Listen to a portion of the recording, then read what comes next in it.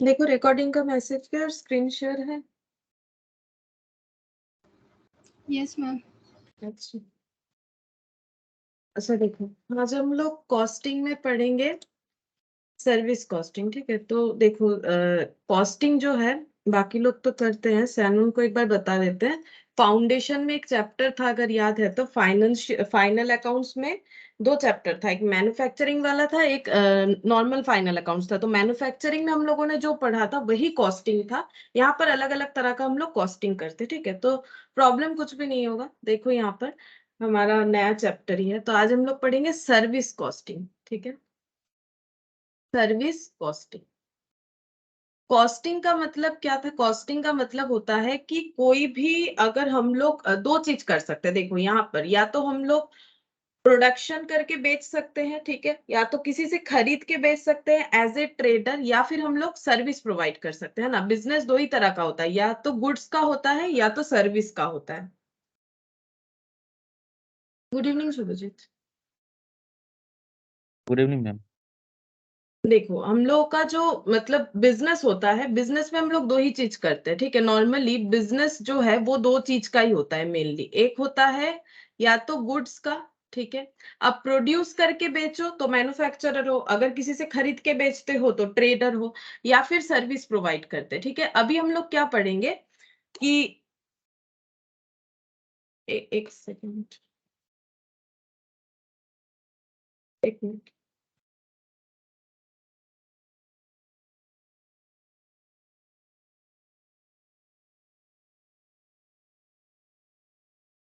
हाँ देखो, तो सर्विस प्रोवाइड करते हैं। अभी हम लोग को क्या करना है, ये आइडेंटिफाई करना है कि सर्विस अगर हम लोग प्रोवाइड करें तो उसका कॉस्ट क्या होगा। जैसे एक सिंपल अगर एग्जांपल दे, जैसे हम तुम लोगों को पढ़ा रहे हैं, ठीक है, तो मेरा पर कोर्स का जो फीस होता है, ठीक है, फीस मतलब क्या, मेरा सेल वैल्यू, ठीक है, बेसिकली फीस मतलब मेरा सेल वैल्यू। उसमें हम क्या करते हैं, उसमें हम ये दिखाते हैं कि मतलब मेरा जो भी कॉस्ट लगता है, जैसे हम पढ़ा रहे हैं तो मेरा जो हार्डवर्क हो रहा है, ठीक है, जैसे कॉस्टिंग में क्या होता है, सभी कोई लेबर होते हैं, ठीक है, तो मेरे इस काम में हम खुद ही लेबर है।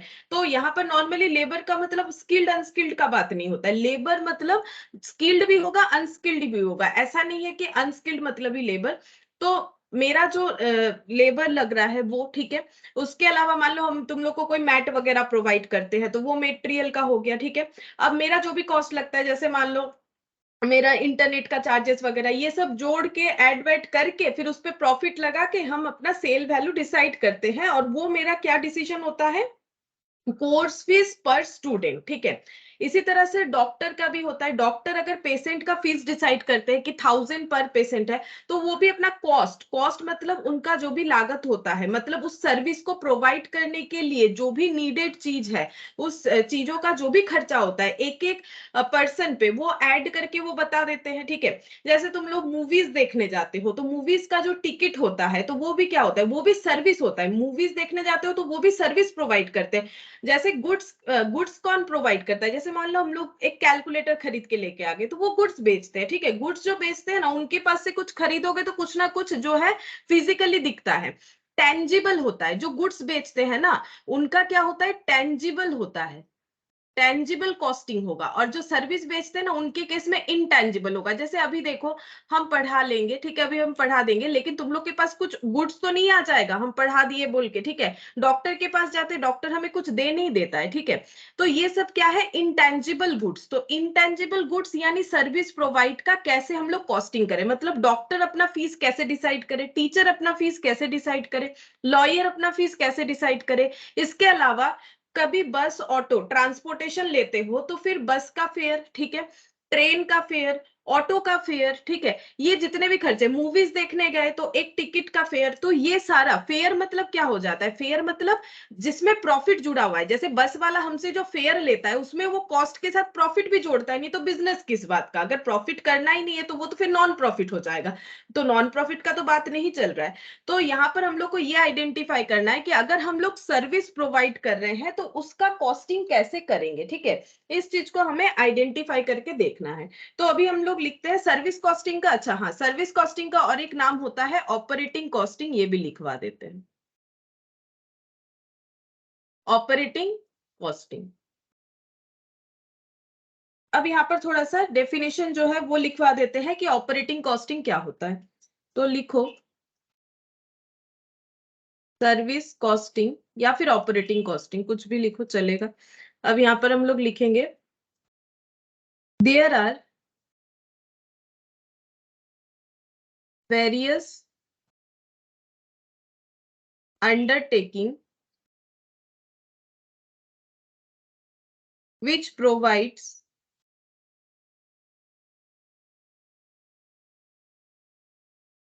or renders services to their customer। जैसे कि एयरवेज, वो भी सर्विस ही प्रोवाइड करते हैं। रेलवेज, वो भी सर्विस प्रोवाइड करते हैं। हॉस्पिटल्स, यहाँ भी सर्विस ही मिलता है, ठीक है। ट्रांसपोर्ट, अब ट्रांसपोर्ट जो है वो दो तरीके का हो जाएगा, ठीक है। गुड्स और पैसेंजर, गुड्स और पैसेंजर, ठीक है। पैसेंजर यानी जो मतलब जैसे बस वगैरह हो गया, और इसके अलावा भी जो सामान एक जगह से दूसरे जगह जाता है ट्रांसपोर्टेशन का, तो वो गुड्स हो गया, ठीक है। तो ट्रांसपोर्ट दो तरह का हो जाएगा, गुड्स का और पैसेंजर का। इसके अलावा जो इलेक्ट्रिसिटी हम लोग यूज करते हैं, ठीक है, तो इलेक्ट्रिसिटी का भी हमें क्या मिलता है, सर्विस मिलता है। उसके बदले हम लोग क्या देते हैं, बिल पे करते हैं। बिल पे जो हम लोग करते हैं, तो उसमें क्या होता है, बिल जो बना हुआ है वो उनके लिए उनका सेल वैल्यू है, हमारे लिए खर्चा है, हमारा कॉस्ट है वो। लेकिन जो इलेक्ट्रिसिटी कंपनी हमें इलेक्ट्रिक सर्विस प्रोवाइड कर रही है, उनको जो हम लोग मंथली मंथली बिल पे कर रहे हैं, वो बिल का अमाउंट जो है उसमें कॉस्ट के साथ साथ प्रॉफिट भी जुड़ा हुआ है, मतलब वो उनका सेल वैल्यू है, ठीक है। ऑल दिस इंडस, यहाँ पर होटल भी चाहो तो जोड़ सकते हो, ठीक है, होटल, क्योंकि हम लोग होटल का भी कॉस्टिंग करेंगे, जो भी हमारे सिलेबस में है वो सारा ही करेंगे, ठीक है। All these industries are interested in ascertaining the cost of providing a service so that they can decide upon the amount to be charged for providing the service।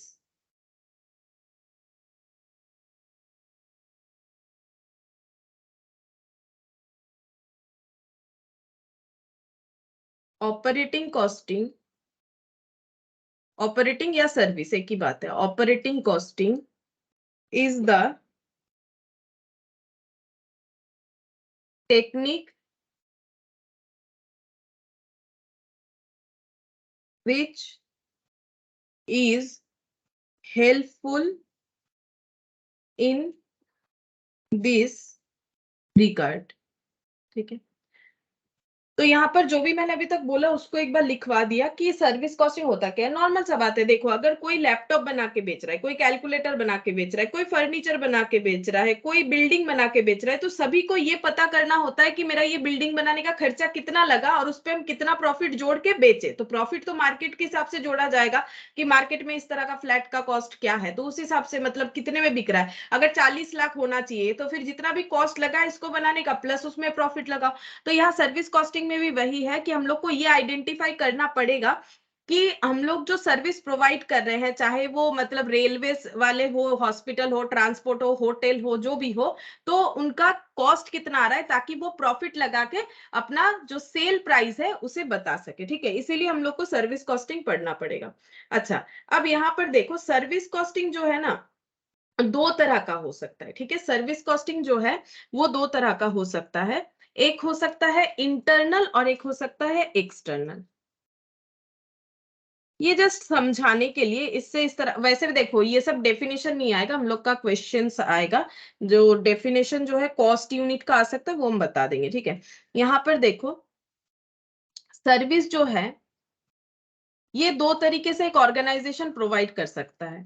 Service इनका इंटरनल हो सकता है और एक्सटर्नल हो सकता है, ठीक है। ये जस्ट समझने के लिए और कुछ नहीं। तो इंटरनल एक्सटर्नल मतलब क्या हो जाएगा, इंटरनल का मतलब हो जाएगा विद इन द ऑर्गेनाइजेशन। अगर हम लोग ऑर्गेनाइजेशन के अंदर सर्विस प्रोवाइड कर रहे हैं, ठीक है, तो इसे हम लोग बोलेंगे इंटरनल सर्विस। और एक्सटर्नल मतलब outside the organisation, outside the organisation, ठीक है। अब अगर कोई organisation within the organisation क्या सर्विस प्रोवाइड कर सकता है, within the organisation service, जैसे मान लो कि कोई एक ऑर्गेनाइजेशन है जो सर्विस प्रोवाइड करता है, ठीक है।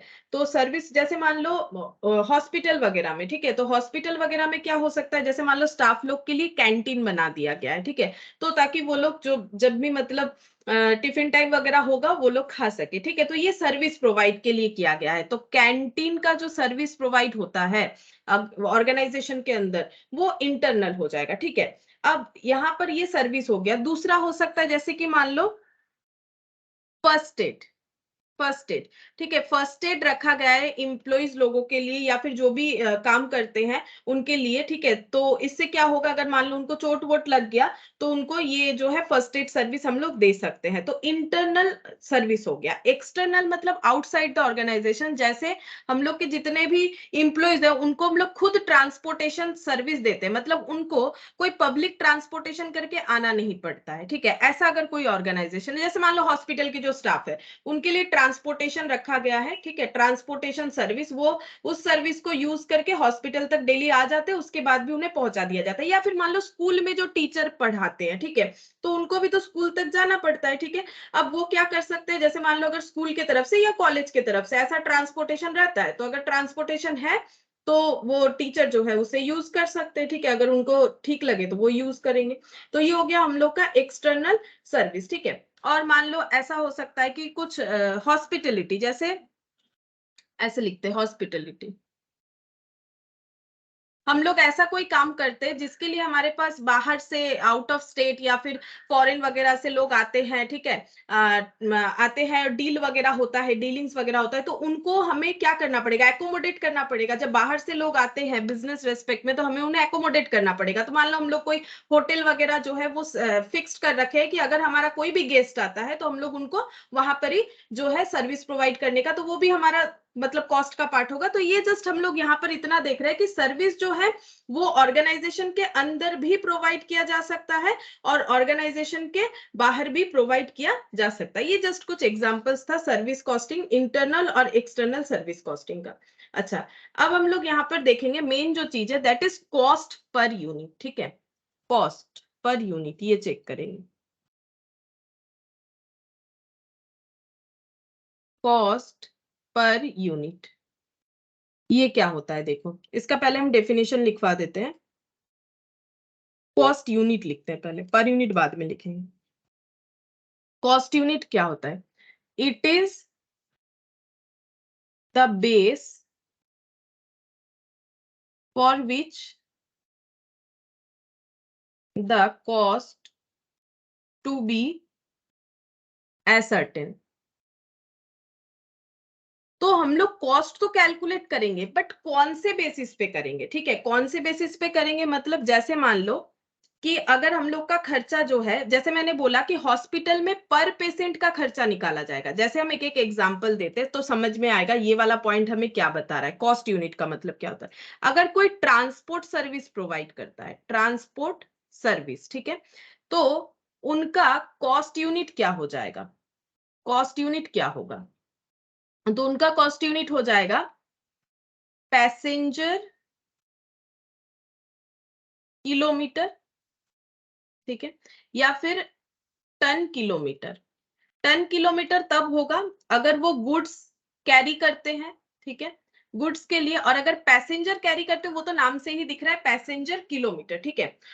पहले ये बताते हैं, देखो अगर हम लोग का ये तो मतलब ये एक्चुअली जो है 2 यूनिट यहाँ पर इंक्लूडेड हो गया, पैसेंजर और किलोमीटर। यहाँ पर टन और किलोमीटर, क्योंकि टन भी एक यूनिट है, किलोमीटर भी एक यूनिट है। ये मैंने जस्ट एक बार समझाने के लिए बताया, ट्रांसपोर्ट सर्विस वाले ऐसे लिख सकते हैं, ठीक है।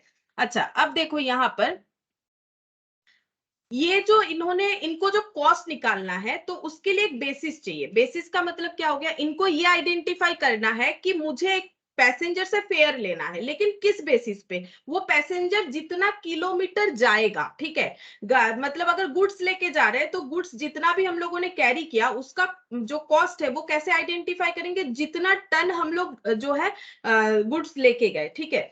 तो उसी तरह से पैसेंजर कितना किलोमीटर जा रहा है उसके ऊपर जो है उसका फेयर डिसाइड होता है, ठीक है। कोई 1 किलोमीटर जाएगा उसका फेयर अलग, कोई 5 किलोमीटर जाएगा उसका फेयर अलग, मतलब किलोमीटर ये होता है कॉस्ट यूनिट। तो इनको कैसे कॉस्ट कैलकुलेट करना है, जिसको जिस तरह से कैलकुलेट करना है वही उसका बेस होता है। It is the base for which the cost to be ascertain. Cost को जिस तरह से कैलकुलेट करना होता है, जिस बेसिस पे, वही उसका कॉस्ट यूनिट हो जाता है, ठीक है, वही उसका कॉस्ट यूनिट हो जाता है। अच्छा, अब जैसे देखो हॉस्पिटल, हॉस्पिटल का अगर हम लोग देखें इसका कॉस्ट यूनिट क्या होगा, हॉस्पिटल वाले जब बिल बनाते हैं तो वो इस तरह से सोचते हैं, पेशेंट पर डे, या फिर रूम के हिसाब से भी कहीं कहीं होता है, रूम पर डे हिसाब से भी होता है, ठीक है। ये मैंने पर को ऐसे लिख दिया लैंग्वेज में और नहीं लिखा, patient per day, room per day, या फिर ऐसे भी होता है रूम पर बेड, ठीक है।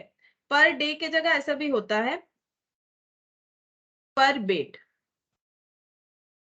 ऐसे भी होता है, बेड के हिसाब से भी कॉस्ट करते हैं, ठीक है।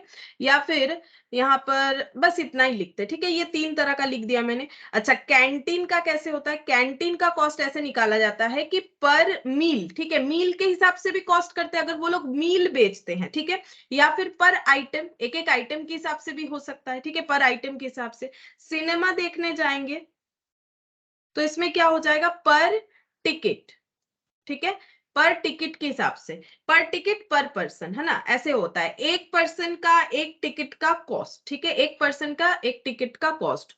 होटल में जाएंगे तो ऐसे बोलते हैं गेस्ट, गेस्ट डेज और रूम डेज। रूम डेज का मतलब हो जाता है एक रूम एक दिन के लिए होता है, मतलब 24 घंटे के हिसाब से होता है, फिर जैसे रहेंगे उस हिसाब से मल्टीप्लीकेशन हो जाता है, तो रूम पर डे के हिसाब से होता है, रूम पर डे, या फिर गेस्ट पर डे के हिसाब से होता है। तो इस तरह का होता है। मतलब हम ये समझाना चाह रहे थे कि कॉस्ट यूनिट क्या होता है। कॉस्ट यूनिट का मतलब जिस चीज के बेसिस पे हम लोग कॉस्ट को कैलकुलेट, तो ट्रांसपोर्ट वाले को किलोमीटर बेसिस पे निकालना होता है, ठीक है। अब पैसेंजर लेके जाते हैं तो पैसेंजर किलोमीटर, अगर गुड्स लेके जाते हैं टन किलोमीटर होगा, ठीक है। क्विंटल भी हो सकता है, क्योंकि गुड्स का जो वेट है वो टन में हो सकता है, क्विंटल में हो सकता है, किलो में हो सकता है। फिर हॉस्पिटल का पेशेंट पर डे, तो ये सब रटने वाला बात नहीं है, हम लोग को समझना पड़ेगा। यहाँ पर हमें जो है अपना मतलब नॉर्मल लॉजिक लगाना पड़ेगा। अब हॉस्पिटल वाला तो किलोमीटर में कुछ डिसाइड नहीं करेगा, उसका तो किलोमीटर वाला सर्विस है नहीं। उस हॉस्पिटल में सर्विस कैसे होता है, एक पेशेंट अगर एक दिन रहेगा तो उसका बेड चार्ज होता है, ठीक है। कैंटीन का क्या होता है, हम लोग अगर एक मील ले रहे तो एक आइटम ले रहे तो उस हिसाब से होता है, मील लेते हैं उस हिसाब से होता है। सिनेमा देखने जाओगे तो एक पर टिकट पर शो, इस हिसाब से होता है, एक एक शो पे एक टिकट ही वैलिड होगा, एक शो पे एक टिकट वैलिड होगा, इस हिसाब से होता है। होटल में रहते हैं एक गेस्ट एक दिन जो रुकेंगे उसके हिसाब से हो जाएगा। तो सबका अलग अलग होता है, सारे सेक्टर में अलग अलग हो जाएगा, ठीक है। बैंक में भी हो सकता है, इस तरह से अलग अलग हो सकता है, ठीक है। तो ये हम लोग का हो गया कॉस्ट यूनिट। अब कॉस्ट यूनिट जो है, देखो कॉस्ट यूनिट जो है वो 2 तरह का होता है, ठीक है। कॉस्ट यूनिट 2 तरह का होगा, हम लिख के दिखाते हैं यहाँ पर, एक सेकंड। यहाँ पर लिखते हैं कॉस्ट यूनिट, ठीक है। कॉस्ट यूनिट 2 तरह का होगा, सिंपल और कॉम्पोजिट, सिंपल और कॉम्पोजिट। सिंपल कॉस्ट यूनिट होता है, कॉम्पोजिट कॉस्ट यूनिट होता है। सिंपल का मतलब 1 कॉस्ट यूनिट होगा, ठीक है। और कॉम्पोजिट का मतलब हो जाएगा more than 1 cost unit, more than 1 cost unit, ठीक है। अगर ट्रांसपोर्टेशन वाला, मान लो अगर ट्रांसपोर्टेशन वाला जो है, ट्रांसपोर्टेशन सर्विस जो प्रोवाइड करता है, चाहे वो गुड्स के लिए हो या फिर पैसेंजर के लिए हो, तो उसका एक तो फिक्स्ड रहता है, दैट इज पर किलोमीटर, है ना। उसको ये देखना पड़ेगा कि 1 किलोमीटर जाने पे उसका कितना जो है कॉस्ट लग रहा है, ठीक है।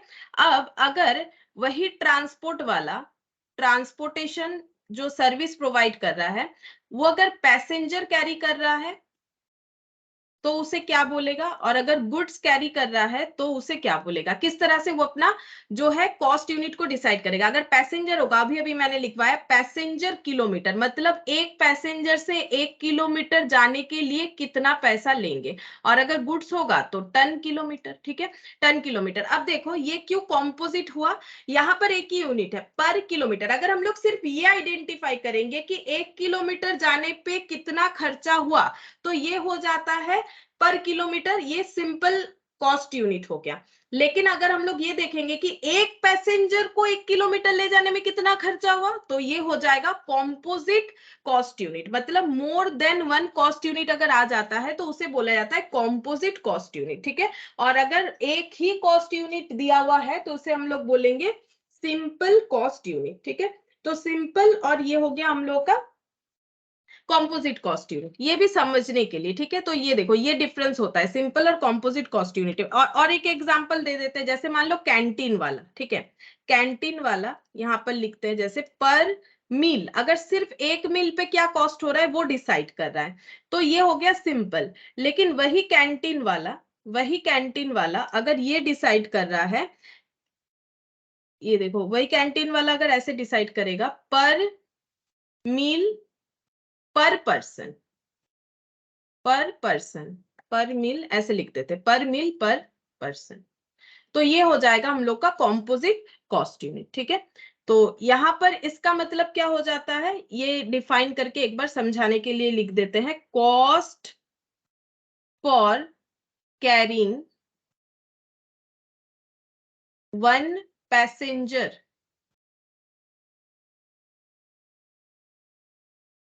Over A distance of 1 kilometre. 1 kilometre जाने पे एक पैसेंजर को 1 किलोमीटर ले जाने पे कितना खर्चा होता है, उस खर्चे को पता कर लेंगे तो उसमें प्रॉफिट लगा देंगे। और ट्रांसपोर्टेशन सिर्फ पर किलोमीटर का मतलब ये हो जाता है कि cost for covering A distance of 1 kilometre.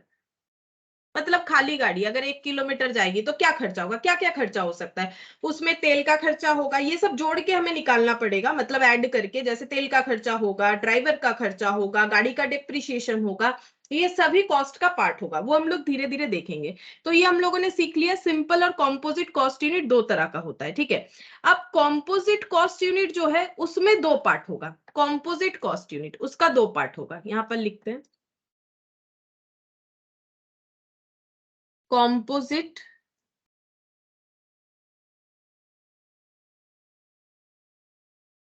Cost unit, इसका दो पार्ट होगा,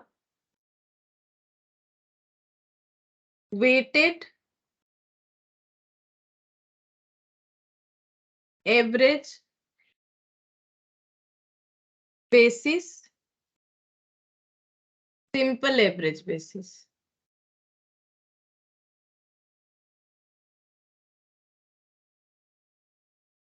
दो तरह का होगा, वेटेड एवरेज बेसिस और सिंपल एवरेज बेसिस। अब ये दोनों में फर्क क्या होता है वो भी लिखवा देते हैं, ये लेकिन हमारे कैलकुलेटिव पार्ट में आएगा, ठीक है, वेटेड एवरेज बेसिस और सिंपल एवरेज बेसिस। देखो वेटेड एवरेज बेसिस का मतलब क्या हो जाएगा, इसको और एक चीज भी बोला जाता है, इसको बोला जाता है एब्सोल्यूट टन किलोमीटर, ठीक है। वेटेड एवरेज बेसिस का मतलब होता है एब्सोल्यूट टन किलोमीटर, और यहां पर हो जाता है कॉमर्शियल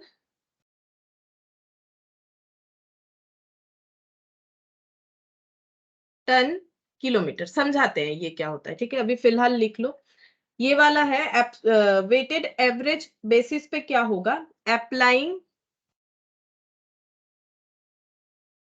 द कंसेप्ट ऑफ, लिख लेते हैं, और applying the concept of weighted average basis, ठीक है। वेटेड एवरेज बेसिस इसको मैंने शॉर्टकट में लिख दिया, it means the sum total of 10 kilometers arrived at by multiplying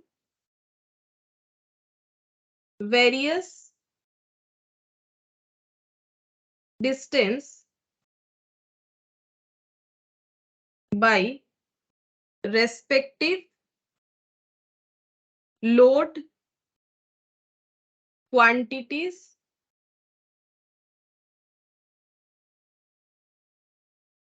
carried। ठीक है, ये इसका एक क्वेश्चन करवाएंगे, समझ में आ जाएगा। और इसमें लिखेंगे it is derived by multiplying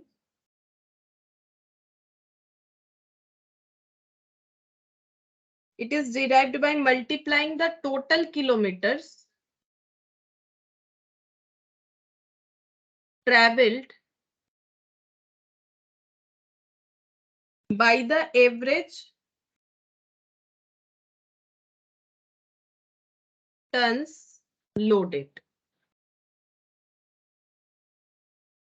अच्छा देखो, ये समझाते हैं इस क्वेश्चन के साथ। यहाँ पर एक क्वेश्चन मिलेगा हमें, ये देखो इलास्ट्रेशन 1 क्या बोला है। A lorry starts with a load of 20 metric ton of goods from station A. एक लॉरी जो है वो स्टेशन ए से चलना स्टार्ट की है, स्टेशन ए से चलना स्टार्ट की है और 20 मेट्रिक टन जो है गुड्स वो लेके जा रही है। ठीक है, from station A it unloads 8 metric ton in station B. अगर ये स्टेशन बी है तो यहाँ पर 8 मेट्रिक टन उसने अनलोड कर दिया है and balance goods in station C, और बाकी अनलोड किया है स्टेशन सी में, तो वो आगे होगा। तो बाकी बचा कितना, अगर 20 मेट्रिक टन लेके स्टार्ट किया गया था और 8 मेट्रिक टन अगर स्टेशन बी में जो है खाली कर दिया गया, तो सी में स्टेशन तक कितना गुड्स ले जाया गया होगा, बोल सकते हो कितना? 12 मेट्रिक टन ले गया है। ठीक है, ऑन रिटर्निंग ट्रिप जब वापस आ रहे हैं, ठीक है, इट रीचेस स्टेशन ए, जब वापस आ रहा है तो वो स्टेशन ए में पहुंचा with a load of 16 metric ton loaded at station C. मतलब स्टेशन सी में उसने 16 मेट्रिक टन जो है वो लोड किया फिर से और स्टेशन ए तक पहुंच गया। ठीक है, अब क्या बोल रहा है, the distance between A to B, B to C and C to A 80, 120 and 160 kilometre. Distance between A to B, A से बी का डिस्टेंस बता रहा है, बी से ए, बी से सी का और सी से ए का बता रहा है। अब हमें क्या बोला है, हम ये पीछे ड्रॉ करेंगे, बोल रहा है कि compute absolute metric ton kilometre and commercial metric ton kilometre. MT मतलब मेट्रिक टन हो जाता है। ठीक है, अब इस तरह का क्वेश्चन हमें दे देगा कि हमें ऐसे बता देगा, देखो ये कॉमर्शियल क्यों बोला जाता है और ये एब्सोल्यूट क्यों बोला जाता है, अभी समझ में आ जाएगा। देखो मैंने ये जो लिखा है ना, ये हम समझा देंगे उस क्वेश्चन के साथ, ये समझा देंगे कि लैंग्वेज कैसे हमारा टैली कर रहा है। तो इलास्ट्रेशन 1, ठीक है, तो 3 स्टेशन का बात हो रहा है, ए बी और यहां पर मैंने सी ड्रॉ कर दिया। ठीक है, अब बोल रहा है ए से बी का डिस्टेंस, पहले देख लो, ए टू बी का डिस्टेंस है 80 kilo, C to A 80 kilometre. अच्छा, A to B, B to C and C to A are 80। अच्छा, पहले A to B 80 kilometre, A से बी का जो डिस्टेंस है वो है 80 किलोमीटर। ठीक है, फिर बी से सी का जो डिस्टेंस है, बी से सी का जो डिस्टेंस है वो है 120 और ये हो जाएगा 120 किलोमीटर, और सी से ए का जो डिस्टेंस है ये है 160 किलोमीटर। ठीक है, ये क्वेश्चन हमें बताया, और पहले बताया था कि ए से एक लॉरी स्टार्ट हुआ है, यहां से एक लॉरी जो है ये स्टार्ट हो रहा है। ठीक है, ये लॉरी कितना टन लेके जा रहा है, 20 मेट्रिक टन, इसका जो भी लोडिंग है ये है 20 मेट्रिक टन, 20 मेट्रिक टन लेके ये चल रहा है। और यहाँ पर बोल रहा है स्टेशन ए से, और ये अनलोड कर रहा है 8 मेट्रिक टन स्टेशन बी में, और स्टेशन बी में 8 मेट्रिक टन जो है खाली कर लिया। फिर आगे जब वो सी को कवर किया तो वो कितना सारा जो है अपना मेट्रिक टन लेके जा रहा होगा, तो यहाँ पर हो जाएगा 12, क्योंकि 8 मेट्रिक टन आगे ही उतार दिया है, 12 मेट्रिक टन लेके गया। अब बोल रहा है and balance goods in station C it unloads, तो अनलोड्स बैलेंस गुड्स को स्टेशन सी में अनलोड कर दिया। यहाँ 12 टन जो है खाली कर दिया गया, 12 मेट्रिक टन, ठीक है, मेट्रिक टन और टन में फर्क होता है, मेट्रिक टन जो है खाली कर दिया गया। अब यहाँ पर क्या बोला है देखो, it reaches station A with a load of 16 metric ton, यहां से फिर से 16 मेट्रिक टन लेके चला, 16 मेट्रिक टन लेके ये ट्रक जा रहा है ए के तरफ, ठीक है। द डिस्टेंस बिटवीन ये बता दिया। अब हमें बोला है एब्सोल्यूट मेट्रिक टन किलोमीटर और commercial metric ton kilometre calculate करो। अब देखो तुम लोग को ये दो लैंग्वेज नहीं पता होगा, लेकिन वेटेड एवरेज, सिंपल एवरेज सभी ने स्टैटिस्टिक्स में कभी ना कभी किया होगा, वेटेड एवरेज और सिंपल एवरेज क्या होता है, ठीक है। तो अगर हम लोग वेटेड एवरेज से निकालते हैं तो कैसे कैलकुलेट होगा, क्योंकि देखो मैंने एक लाइन तो लिखवाया है ना, अगर हम लोगों को एब्सोल्यूट टन निकालना है तो वेटेड एवरेज करना चाहिए, और अगर कॉमर्शियल टन निकालना है तो सिंपल एवरेज करना चाहिए। अब इसका लॉजिक देखते हैं, देखो पहले निकालते हैं वेटेड एवरेज और एब्सोल्यूट बेसिस। तो वेटेड का मतलब क्या होता है, अगर स्टैटिस्टिक्स में कभी वेटेड एवरेज किए हो तो वहां पर देखोगे वेटेड एवरेज कैसे होता है। जैसे देखो यहाँ पर जब सारे चीजों का जो मतलब सारे चीजों का जो प्रायोरिटी है ना वो सेम नहीं होता है। जैसे मान लो क्लास टेस्ट हो सकता है, ठीक है, क्लास टेस्ट, मिड टर्म हो सकता है, मतलब स्कूल वगैरह में जो भी होता है, फिर फाइनल हो सकता है। तो स्टूडेंट के लिए सबसे ज्यादा इंपॉर्टेंट यही वाला होता है, ठीक है, उसके बाद ये, उसके बाद ये। तो वेटेज उस तरह से डिसाइड हो सकता है। क्लास टेस्ट में जितना बार क्लास टेस्ट लिया गया, ये क्लास टेस्ट का वेटेज रखा गया सपोज 10%, इसका 80%, और इसका हो जाएगा ये 75% कर देते हैं, सॉरी ये 75 नहीं, इसको थोड़ा सा कम कर देते, ये 10% हो गया, इसको हम कर लेते हैं 90 करेंगे तो ये 100 हो जाएगा, इसको थोड़ा सा ज्यादा करेंगे, ये हो गया 40%, तो ये हो गया 50 और यहाँ पर लगा देते 50%। तो देखो इसका वेटेज ज्यादा हो गया। अब क्लास टेस्ट में मान लो हमें मिला है 70, तो इसका हम लोग 10% ही कंसीडर करेंगे। यहाँ पर मिला है मान लो 80, तो इसका 40% ही कंसीडर करेंगे। यहाँ पर मिला है 100, तो इसका 50%, इस तरह से होता है, ठीक है। तो वेटेड एवरेज तब अप्लाई होता है, बेसिकली हम स्टैटिस्टिक्स का रूल्स बोल रहे हैं, क्योंकि इसमें ये चीज समझ में आएगा तभी हम लोग को कंसेप्ट समझ में आएगा। तो अगर हम लोग का सारी चीजों का वेटेज एक जैसा नहीं होता है, इन दैट केस हम लोग वेटेड एवरेज निकालते हैं, मतलब सबका प्रायोरिटी एक जैसा नहीं होता है। अब देखो यहाँ पर इसको कैसे कैलकुलेट करना पड़ेगा, ये सिंपल सा बात है। हम लोग को क्या करना है, कितना वेट लेके गया, कितना टन, उसको हमें मल्टीप्लाई कर देना है। तो देखो स्टार्ट कितने से हुआ, 20 मेट्रिक टन जो है लोड करके 80 किलोमीटर कवर किया गया, ठीक है। तो ton into distance, ton into distance करना है, फिर प्लस कर देंगे। यहाँ पर आगे बी से सी में जाया गया कितना, 120 किलोमीटर, और कितना मेट्रिक टन, ये हो गया हम लोगों का 12 मेट्रिक टन इंटू 120 किलोमीटर, 20 लिखना पड़ेगा, 120 किलोमीटर। अच्छा अब आगे देखते हैं, देखो यहाँ पर 160 किलोमीटर 16 मेट्रिक टन, तो 16 मेट्रिक टन और 160 किलोमीटर, ठीक है। अब इसका मल्टीप्लाई करेंगे तो ये हो गया 1600 प्लस ये हो गया 144 होता है, 12 इंटू 12 और 0, और यहाँ पर ये वाला हो जाएगा 16 इंटू 16 कितना होगा, 256 होता है, 256 और 0। अच्छा अब ये हो गया मेट्रिक, क्योंकि इंटू हो रहा है तो देखो metric ton kilometre, metric ton kilometre ऐसे हाइफेन देके लिखना चाहिए। अब टोटल कर लेंगे तो 1600 प्लस 1440 प्लस 2560, तो ये हो गया 5600 मेट्रिक टन किलोमीटर, ठीक है। अगर एब्सोल्यूट फॉर्म में निकालते हैं तो ये कैलकुलेट होके आता है जो हमें बोला है, ऐसे ही बोलेगा क्वेश्चन में कि एब्सोल्यूट मेट्रिक टन किलोमीटर निकालो, तो ये हो गया। अच्छा अगर सिंपल होगा तो कैसे देखेगा, देखो सिंपल एवरेज और कॉमर्शियल बेसिस, ठीक है। अब ना क्वेश्चन में हमें सिंपल नहीं देके कॉमर्शियल भी लिख सकता है या फिर सिंपल भी लिख सकता है, जैसे देगा, इसलिए मैंने दोनों चीज को यहाँ पर लिखवा दिया। एक्चुअली एब्सोल्यूट बेसिस पे कैलकुलेट करने के लिए वेटेड एवरेज अप्लाई करो, और जो हम लोगों का कॉमर्शियल बेसिस है उस पे कैलकुलेट करने के लिए सिंपल एवरेज अप्लाई करना है। अच्छा, अब इस पे कैसे कैलकुलेट होगा, यहाँ पर हम लोग क्या करेंगे, पहले एवरेज कर लेंगे जितना भी टन है। तो कितना कितना टन है, 20 मेट्रिक टन पहले लेके जाया गया, ये देखो 20, 12 और 16, ठीक है, यही तो कैरी किया गया है। तो 20, 12 और 16 ये मेट्रिक टन को हम लोग एवरेज कर लेंगे। ये सिंपल एवरेज का प्रोसेस हो गया। अब इसमें इनटू कर देंगे जितना डिस्टेंस है, डिस्टेंस कितना कितना है, 80, 120, 160, ये देखो 80, 120 और 160 किलोमीटर, ठीक है। अब इसका कैलकुलेशन करते हैं, ये कितना हो गया, 20 प्लस 12 प्लस 16 डिवाइडेड बाई 3, तो ये हो गया 16 मेट्रिक टन इनटू यहाँ पर 80 प्लस 120 मतलब 200 मतलब 360 किलोमीटर।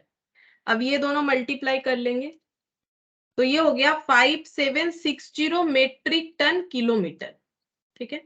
अब ये दोनों में फर्क देखो क्या हुआ, यहां पर हम लोगों का कंसेप्ट क्या हुआ, अगर इसको थोड़ा सा मैथमेटिकली एक्सप्लेन करते हैं, एक बार देखो, ये अगर 16 आ रहा है इसका एवरेज करके, और इसको अगर हम लोग इंडिविजुअली देखते हैं ना, जैसे मैंने तो यहाँ पर सारा चीज को एक साथ टोटल कर दिया, वही आसान होगा। अदरवाइज अगर देखो तो 16 इंटू 80, 16 इंटू 120, 16 इंटू 160, ये करने से भी उतना ही आएगा। मतलब हम लोग यहाँ पर ये मान रहे हैं कि हम लोग सारे टन को एवरेज कर दे रहे हैं, इसीलिए इसको सिंपल एवरेज बोला जाता है। और यहाँ पर देखो, इसीलिए इसके लिए एब्सोल्यूट टन और इसके लिए कॉमर्शियल। एब्सोल्यूट मतलब जो एग्जैक्ट मेजर दे रहा है, ठीक है। एग्जैक्ट मतलब जहां पर जितना टन जो है कैरी किया गया है, हम इसको एक बार हटा देते हैं, देखो जहां पर जितना टन कैरी किया गया है उतने टन से ही उतने डिस्टेंस को मल्टीप्लाई किया गया है। 20 मेट्रिक टन फॉर 80, 120 किलोमीटर के लिए 12 और 16 के लिए 160, ठीक है। तो जहां पर जितना मेट्रिक टन जितना किलोमीटर को कवर किया है उतने से ही मल्टीप्लाई किया गया है।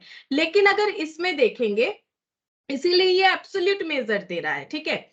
अब अगर यहाँ पर देखेंगे तो यहाँ पर जैसे हम लोगों ने 16 किया ना, अब तुम लोग देख लो जो हम बता रहे थे टेक्निक, 16 इंटू 80 करो अलग से तो कितना आता है, 1280, हम लिख के दिखा देते हैं। अब अगर मतलब इसका कैलकुलेशन ऐसे नहीं करके अगर हम लोग ऐसे अलग अलग करते हैं तो उसका कंसेप्ट क्या होता है, मतलब हम ये बोलना चाह रहे हैं अगर 16 इंटू 80 करेंगे, ठीक है, ये 16 आ गया, और अगर ब्रैकेट में हम इसको दोबारा लिख देते जैसे मल्टीप्लीकेशन रूल्स होता है ना, अगेन हो जाएगा 16 इंटू 120, अगेन हो जाएगा 16 इंटू 160, तो आंसर्स क्या आएंगे वो हम बता रहे हैं। 16 इंटू 120 तो इसमें हो गया 1920, और 16 इंटू 160 तो ये हो जाएगा 16 इंटू 160 मतलब 2560। अब इसका टोटल करते हैं, 2560 प्लस 1280 तो भी उतना ही आया, ठीक है। ये तो मैथमेटिकल है, तो इस तरह से मैथ्स के हिसाब से ऐसे ही आएगा। लेकिन इसका कंसेप्ट क्या हुआ, हम लोग 80 किलोमीटर, ये तो किलोमीटर है, उसके लिए भी 16 मेट्रिक टन मान रहे हैं, 120 किलोमीटर के लिए भी 16 मेट्रिक टन मान रहे हैं, और 160 किलोमीटर के लिए भी 16 मेट्रिक टन मान रहे हैं। मतलब हम लोग अपना जो टन है, मेट्रिक टन है, उसको हम लोगों ने एवरेज कर लिया, ठीक है, उसको हम लोगों ने एवरेज कर लिया। हम लोग ये नहीं मान रहे कि 20, 12 और 16 मतलब 20, 12 और 16 इंडिविजुअली जो मेट्रिक टन है उसको कंसीडर ना करके हम लोग एवरेज कर दिए हैं। एवरेज 16 आ रहा है, और हम लोग मान रहे हैं ये 16 मेट्रिक टन लेके ही 80 किलोमीटर गया है, 16 मेट्रिक टन लेके ही 120 किलोमीटर, एंड 16 मेट्रिक टन ही 160 किलोमीटर। इसीलिए इसे कॉमर्शियल बेसिस बोला जाता है, एब्सोल्यूट नहीं बोला जाता। अब इसको कैलकुलेट करने के लिए सिंपल एवरेज फॉलो होता है, और वो एब्सोल्यूट मेजर है, क्योंकि जितना जितना टन जितना जितना मेट्रिक टन को जितना मेट्रिक टन जितना किलोमीटर को कवर कर रहा है एग्जैक्ट उतने से ही मल्टीप्लाई हो रहा है। तो अगर मैथमेटिकली देखो तो ये प्रोसेस और ये प्रोसेस में कुछ फर्क नहीं है।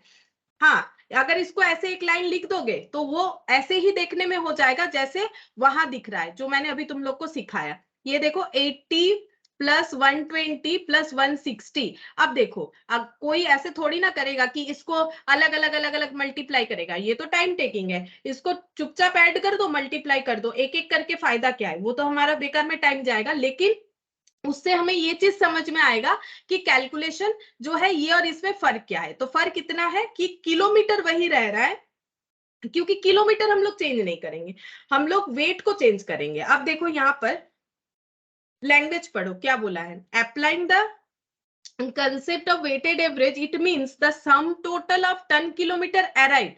मतलब ये जो टोटल निकल के आया, देखो ये जो टोटल निकल के आया ये कैसे निकल के आया वही बता रहा है, टन किलोमीटर, ठीक है। और यहाँ पर मेट्रिक टन एक ही बात है। तो ये जो टन किलोमीटर निकल के आया है ये कैसे आया, बाय मल्टीप्लाइंग वेरियस डिस्टेंसेस को मल्टीप्लाई करना पड़ेगा बाय रेस्पेक्टिव लोड क्वांटिटी, जो लोड क्वांटिटी रहेगा उससे रेस्पेक्टिव, मतलब जितना डिस्टेंस जितना मेट्रिक टन के साथ जा रहा है, ठीक है।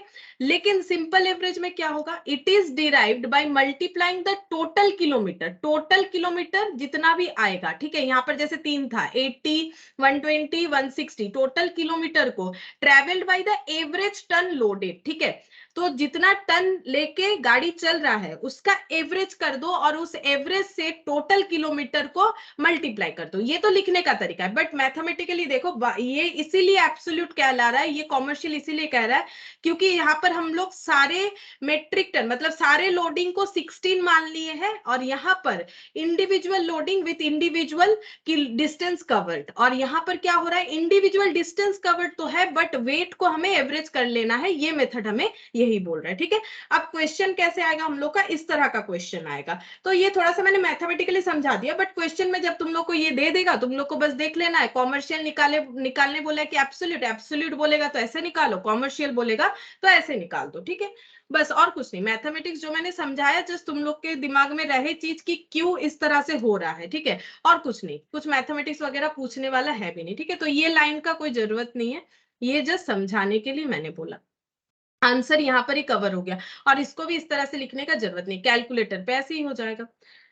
अच्छा अब हम लोग क्या करेंगे देखो, अब हम लोग यहाँ पर नॉर्मली हमें किस तरह का कॉस्टिंग कैलकुलेट करने के लिए दिया जाएगा, जैसे मैंने बहुत सारा एग्जांपल दिया, ट्रांसपोर्टेशन होता है, हॉस्पिटल, रेलवेज, एयरवेज, बहुत सारा चीज होता है। तो यहाँ पर हम लोग सबसे पहले ट्रांसपोर्टेशन का पढ़ेंगे, ये सबसे इंपॉर्टेंट होता है। ट्रांसपोर्टेशन सर्विस जो भी प्रोवाइड करते हैं वो अपना कॉस्टिंग कैसे करेंगे, ठीक है, ये हम लोग को सबसे पहले पढ़ना पड़ेगा। तो ट्रांसपोर्टेशन वाले क्या निकालते हैं, अगर पैसेंजर कैरी करते हैं तो कॉस्ट पर पैसेंजर किलोमीटर निकालते हैं, कॉस्ट पर पैसेंजर किलोमीटर, ठीक है। और अगर सामान मतलब गुड्स कैरी करते हैं तो कॉस्ट पर टन किलोमीटर निकालते हैं। इसका मतलब हो जाता है कि एक पैसेंजर को 1 किलोमीटर ले जाने का खर्चा, ये कैसे कैलकुलेट करेंगे, सिंपल सा बात है, यहां पर हमें लिखना पड़ेगा टोटल कॉस्ट, है ना। हमें लिखना पड़ेगा टोटल कॉस्ट कि अगर हम लोग जो गाड़ी जो ट्रांसपोर्टेशन सर्विस दे रहे हैं इसमें टोटल कॉस्ट कितना हो रहा है और डिवाइडेड बाय करना पड़ेगा कितना, टोटल किलोमीटर कितना। तो सबसे पहले एक्चुअली हम लोग को क्या कैलकुलेट करना पड़ेगा पता है, सबसे पहले हम लोग को ये कैलकुलेट करना पड़ेगा, अगर किलोमीटर देखो मतलब ये तो मैंने पैसेंजर किलोमीटर बता दिया, अगर सबसे पहले हम लोग ये निकालेंगे कि 1 किलोमीटर जाने पे गाड़ी का खर्चा कितना हुआ वो हमें निकालना पड़ेगा। फिर हम लोग ये निकालेंगे कि उस गाड़ी में एक पैसेंजर को 1 किलोमीटर ले जाने का खर्चा कितना होगा, ठीक है। इस तरह से कैलकुलेट करना पड़ेगा। तो बेसिकली यहां पर हो जाएगा total cost divided by effective passenger kilometre, समझाएंगे ये कैसे हो रहा है। और यहां पर भी हो जाएगा total cost divided by effective ton kilometre. अब ये इफेक्टिव क्या है वो भी हम लोग देखेंगे, ठीक है, इफेक्टिव क्या है वो भी हम लोग देखेंगे। तो देखो कैसे करके कैलकुलेट करेंगे, एक क्वेश्चन ही ले लेते हैं, बेस्ट यही होगा। यहाँ पर क्वेश्चन नंबर 2 क्या बोला है देखो, एक से पैसेंजर ट्रांसपोर्ट कंपनी, ये एक पैसेंजर ट्रांसपोर्ट कंपनी है, ये 5 बस चलाती है, is running A 5 buses between 2 towns, 2 town के बीच में ये 5 बसेस चलाती है। मान लो ये टाउन ए है ये टाउन बी है, ये लोग 5 बस चलाते हैं, विच आर 40 किलोमीटर अपार्ट, मतलब ये जो डिस्टेंस है ना ये 40 किलोमीटर है, ठीक है, 40 किलोमीटर है।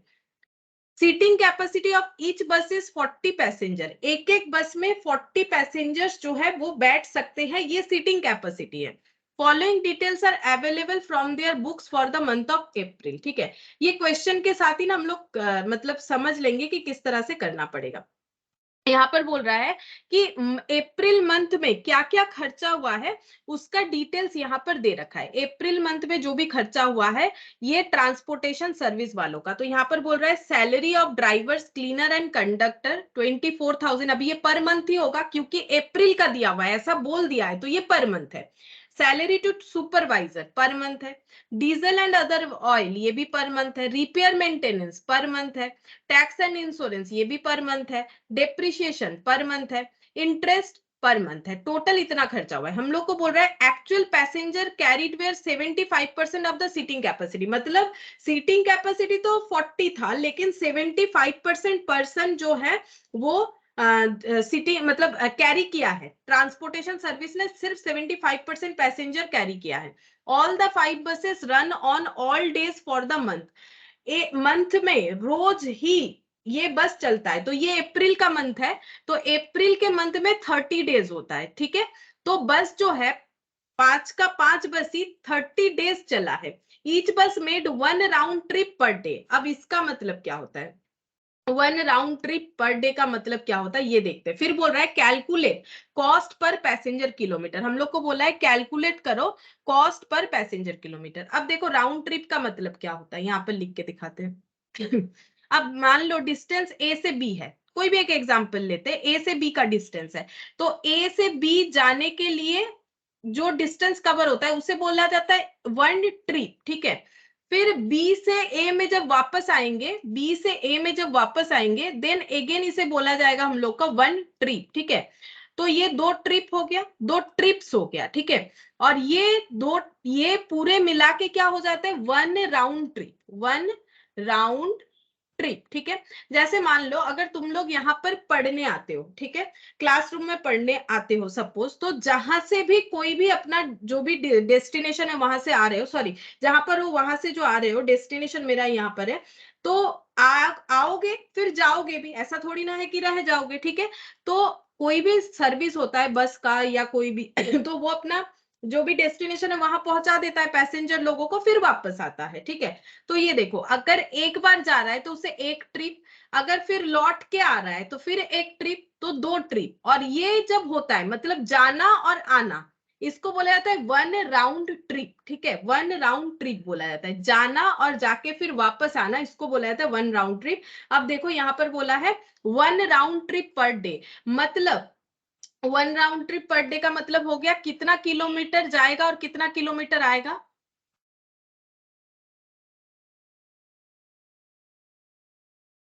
Good evening. Good evening ma'am. 1 round trip का मतलब 40 किलोमीटर जाएगा और 40 किलोमीटर आएगा, है ना। 1 राउंड ट्रिप का मतलब 40 किलोमीटर जाएगा और 40 किलोमीटर आएगा।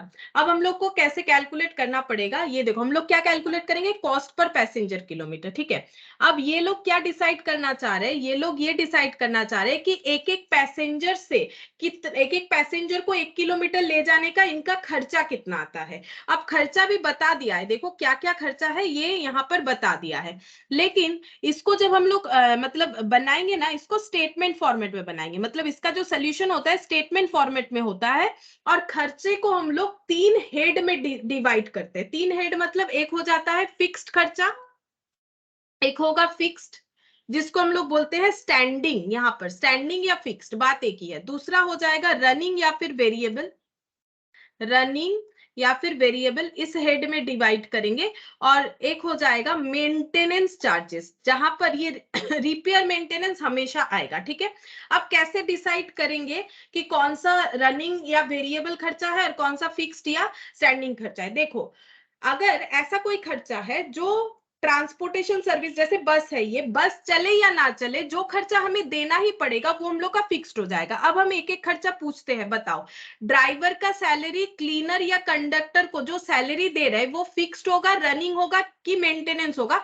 वैसे हम बता देते हैं मेंटेनेंस में सिर्फ यही वाला आता है, तो इसका छोड़ो, ये दोनों का मुझे बताओ कि ये फिक्स्ड होना चाहिए कि रनिंग, कैसे डिसाइड करना है।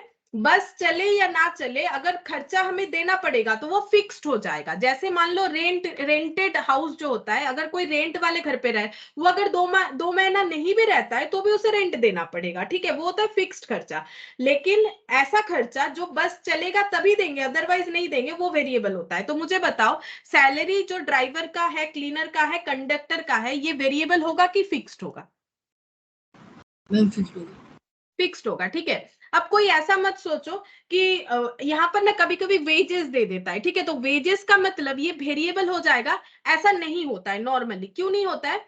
वेजेस जरूर लिखा जा सकता है, लेकिन ये सब कॉमर्शियल व्हीकल है, ठीक है, तो कॉमर्शियल व्हीकल को तो चलना ही है, ये ड्राइवर नहीं आएगा, कोई और आएगा, ठीक है। अगर कॉमर्शियली हम लोग सर्विस दे रहे हैं तो हमें तो ड्राइवर हमेशा चाहिए, क्लीनर हमेशा चाहिए, कंडक्टर हमेशा चाहिए। ये तो हमारा डोमेस्टिक बात नहीं है कि ड्राइवर आया तो गाड़ी यूज करेंगे, नहीं आया तो नहीं करेंगे, ऐसा तो नहीं है, ये हमारा बिजनेस है।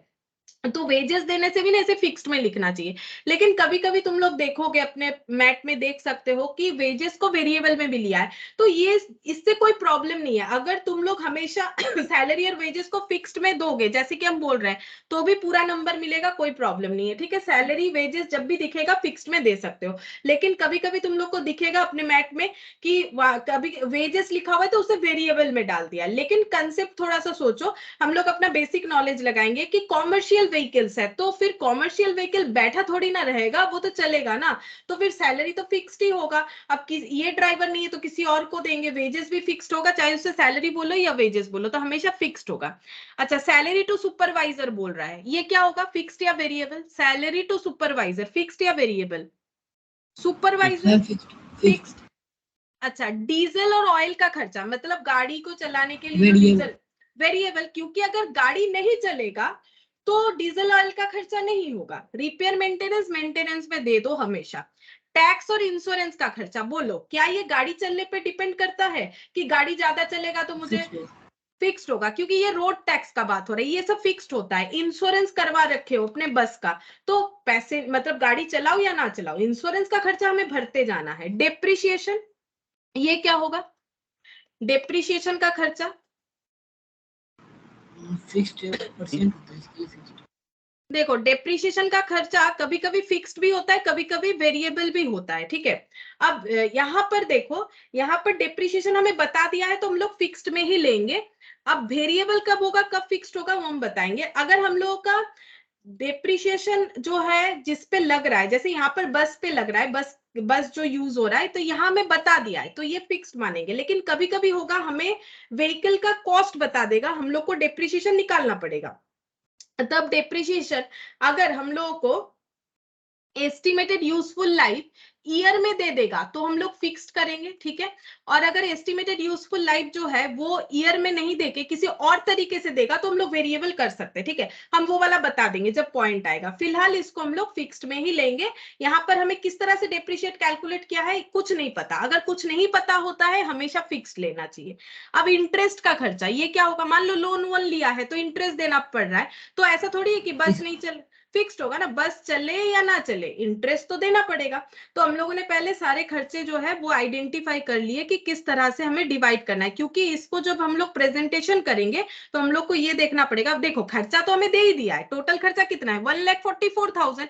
हम भी अभी जो तुम लोग को बना के दिखाएंगे ना स्टेटमेंट फॉर्मेट में, वो भी वो 1,44,000 ही दिखेगा, क्योंकि इसको अलग कैसे करें, अप्रैल का खर्चा 1,44,000 तो 1,44,000 ही रहेगा ना, इसमें चेंजेस थोड़ी ना होने वाला है, नहीं होगा। बट इसको प्रेजेंट करने का तरीका है कि फिक्स खर्चे अलग दिखाओ, वेरिएबल को अलग दिखाओ, और जो रिपेयर्स मेंटेनेंस है उसको अलग दिखाओ। तो खर्चा तो पता चल गया। अब खर्चा किससे चार्ज करने वाले हैं, एक एक पैसेंजर से चार्ज करने वाले हैं। तो हम लोग को क्या निकालना पड़ेगा, जैसे मान लो एक एग्जांपल देते हैं, जैसे मान लो हम लोगों ने जो है सपोज हम लोगों ने 1,000 रुपए का जो है तेल भरवाया, ठीक है, गाड़ी में 1,000 रुपए का तेल भरवाया और 100 किलोमीटर गए, ठीक है। 1,000 रुपए का तेल भरवा लिया और 100 किलोमीटर गए, यानी हमारा पर किलोमीटर में तेल का खर्चा आ गया 10 रुपया। तो ये क्या हो गया, ये हो गया टोटल कॉस्ट, ये सिर्फ तेल का खर्चा लिया मैंने टोटल कॉस्ट, और ये हो गया टोटल डिस्टेंस कवर, ठीक है। यही चीज हम लोग यहाँ पर करेंगे, तो यहाँ पर टोटल कॉस्ट में तेल के अलावा बाकी सारा चीज भी है, क्योंकि कॉमर्शियल व्हीकल है। तो सिर्फ हम लोग तेल का खर्चा थोड़ी ना देखेंगे, सारे खर्चे देखने चाहिए। वैसे डोमेस्टिक वालों को भी देखना चाहिए कि अपने गाड़ी का डिप्रिशिएशन क्या हो रहा है, रिपेयर मेंटेनेंस क्या हो रहा है, सिर्फ तेल का खर्चा से थोड़ी ना गाड़ी चलता है। तो ये एक जस्ट एग्जांपल दिए कि total cost divided by total kilometre करेंगे तब ना पता चलेगा कि 1 किलोमीटर जाने पे तेल का खर्चा कितना हुआ। अभी हम लोग को निकालना पड़ेगा 1 किलोमीटर जाने पे टोटल खर्चे का कितना होगा प्रोपोर्शन। जैसे ये तेल का खर्चा, तो अभी यहाँ पर तेल के अलावा बहुत सारे खर्चे हैं। टोटल कॉस्ट में सिर्फ ऑयल डीजल नहीं है, सारा चीज है। जैसे मैंने ये ऑयल डीजल का लिया, तो हम लोग को ये निकालना पड़ेगा कि 1 किलोमीटर डिस्टेंस कवर करने के लिए एक पैसेंजर से मतलब एक पैसेंजर पे कितना खर्चा आ जाता है। वही चीज मैंने यहाँ लिखा है टोटल कॉस्ट। अब टोटल कॉस्ट मतलब ये जितने भी कॉस्ट हमें क्वेश्चन में दिए हुए रहेंगे, divided by effective passenger kilometre. मतलब पैसेंजर एक महीने में गाड़ी जो है वो कितने पैसेंजर किलोमीटर जाती है। तो पहले ये निकालेंगे कि एक महीने में गाड़ी कितना किलोमीटर चलेगी। ये सबसे पहला पॉइंट है, इंपॉर्टेंट पॉइंट। ठीक है, तो यहां पर स्टार्ट करते हैं क्वेश्चन नंबर 2। यहां पर निकालेंगे पैसेंजर, सॉरी पहले यहां पर निकालेंगे किलोमीटर, किलोमीटर कवर। ये वर्किंग नोट है ठीक है, कि हम लोग कितना किलोमीटर जा रहा है, kilometre cover in a month. क्यों मंथ निकाल रहे हैं ये भी सोचो, ये सब सोचना पड़ेगा। ठीक है, कहीं लिखा हुआ नहीं रहेगा। क्यों मंथ निकाल रहे हैं, क्योंकि मुझे 1 मंथ का खर्चा दिया हुआ है। तो अगर मुझे 1 मंथ का खर्चा दिया हुआ है तो 1 मंथ पे गाड़ी कितना चला है उतना ही ना निकालना पड़ेगा। अब कितना गाड़ी चला है वो बताओ। जैसे देखो यहाँ पर क्या बोला है कि जो गाड़ी 5 बस है, ठीक है, जो 40 किलोमीटर डिस्टेंस कवर करता है, 40 किलोमीटर डिस्टेंस कवर करता है। और सीटिंग कैपेसिटी बाद में देखेंगे पैसेंजर वाला, अभी सिर्फ इतना चेक करेंगे कि गाड़ी कितना किलोमीटर चला एक महीने में। 5 बस है, 40 किलोमीटर का डिस्टेंस कवर करता है। और नीचे क्या बोला है यहाँ पर कि पैसेंजर वाला भी छोड़ो, 75% पैसेंजर जो है सीटिंग कैपेसिटी यूज होता है। ऑल द 5 बस run on all day for the month. ठीक है, तो एक दिन में कितना किलोमीटर जाता है ये बोल सकते हो, एक दिन में कितना किलोमीटर जाता है। यहां पर लिखेंगे एक दिन में कितना किलोमीटर जाता है, बोल सकते हो। एक बस का बता दो, फिर हम 5 बस करेंगे। एक बस एक दिन में कितना किलोमीटर जाता है, क्या बता सकते हो मुझे। ये देखो, पैसेंजर ट्रांसपोर्ट कंपनी रनिंग 5 बस, लेकिन हम बोल रहे हैं एक बस का बता दो, उसमें 5 मल्टीप्लाई कर देंगे 5 बस का निकल जाएगा। बोल रहा है 2 टाउन के बीच में बस चल रहा है, मान लो ना टाउन ए है टाउन बी है, विच आर 40 किलोमीटर अपार्ट, जो कि 40 किलोमीटर डिस्टेंस कवर करता है। और नीचे ये भी बताया था कि कितना ट्रिप लगाता है। ये देखो कितना trip, 1 round trip per day. मतलब एक बस, इसका मतलब समझो, एक बस ए से बी जाता है और बी से ए आ जाता है, हो गया उसका एक ट्रिप कवर, एक राउंड ट्रिप कवर। तो मुझे बोलो एक बस, हाँ बोलो, 80 किलोमीटर 80 किलोमीटर, 80 किलोमीटर हो जाएगा ना। एक बस एक दिन में 80 किलोमीटर जाता है, ये चीज पहले समझना पड़ेगा। ठीक है, ये समझना ही पड़ेगा, इसमें मैथमेटिक्स भी ध्यान में रखना है, बेसिक नॉलेज भी ध्यान में रखना है। तो एक बस एक दिन में 80 किलोमीटर चलेगा। ठीक है, तो 80 किलोमीटर चलेगा एक बस एक दिन में। तो 80 किलोमीटर क्या हो गया, 80 किलोमीटर हो गया डिस्टेंस कवर पर डे, पर बस। ठीक है, अच्छा, अब ये लिख दिया मैंने 80 किलोमीटर। अच्छा, अब मुझे ये बताओ, हम लोगों को तो पूरे मंथ का निकालना है। अब बस कितना सारा है, अब ये तो एक बस का निकल गया। ठीक है, अब मुझे बताओ ये जो खर्चा है ये तो एक बस चलाने का नहीं है, ये 5 बस चलाने का खर्चा है। ये एक बस का खर्चा नहीं है, ये 5 बस का पूरे अप्रैल मंथ का खर्चा है। तो 5 बस कितना किलोमीटर कवर करेगा, बोलो। 5 बस कितना किलोमीटर, इंटू 5 होगा कि नहीं। तो ये क्या हो जाएगा, नंबर ऑफ बसेस। ये धीरे धीरे फॉर्मूला बन रहा है। ठीक है, फॉर्मूला लिखा हुआ रहेगा लेकिन रटने का जरूरत नहीं है। तो 5 बसेस कितने किलोमीटर जाएंगे, 5 इंटू 80। एक बस एक दिन में 80 किलोमीटर जाता है, तो 5 बस एक दिन में 400 कितना, 400। ठीक है, अभी लिखेंगे नहीं, ये पूरा लिखेंगे। ठीक है, अच्छा, अब ये जो हो गया, ये 5 बस का एक दिन का जो है डिस्टेंस कवर आया। सोचो, क्योंकि ये क्या निकला, एक बस का एक दिन का डिस्टेंस कवर। अगर उसमें 5 इंटू कर देंगे तो 5 बस का एक दिन का डिस्टेंस कवर। अब हम लोगों को जो बेस है वो भी तो बराबर करना है। अगर एक्सपेंसेस जो है 1 मंथ का दिया हुआ है तो डिस्टेंस भी 1 मंथ का निकालेंगे। तो अब ये तो 1 दिन का है, अब बस जो 1 महीने में कितना दिन चला नीचे दिया हुआ है, बोल रहा है कि रोज चला, रोज ऑल डे। और अप्रैल में कितना दिन होता है, 30 डेज होता है। तो 30 डेज में कितना किलोमीटर चला होगा, कैसे मिलेगा, इनटू क्या करना पड़ेगा, इंटू 30। इंटू 30, ठीक है। तो यहाँ पर 5 बस और ये हो जाएगा इंटू 30 डेज। ये क्या हो गया, डेज मतलब हो गया number of days in the month, number of days in month, ठीक है। अब इसका मल्टीप्लीकेशन करके बताओ कितना हो रहा है। 12,000। 12,000, 12,000 किलोमीटर, ठीक है। 12,000 किलोमीटर ये निकल गया, kilometre cover in a month by 5 बस, ठीक है। अब कैलकुलेट करेंगे पैसेंजर किलोमीटर, कॉम्पोजिट करेंगे इसे पैसेंजर किलोमीटर, ठीक है।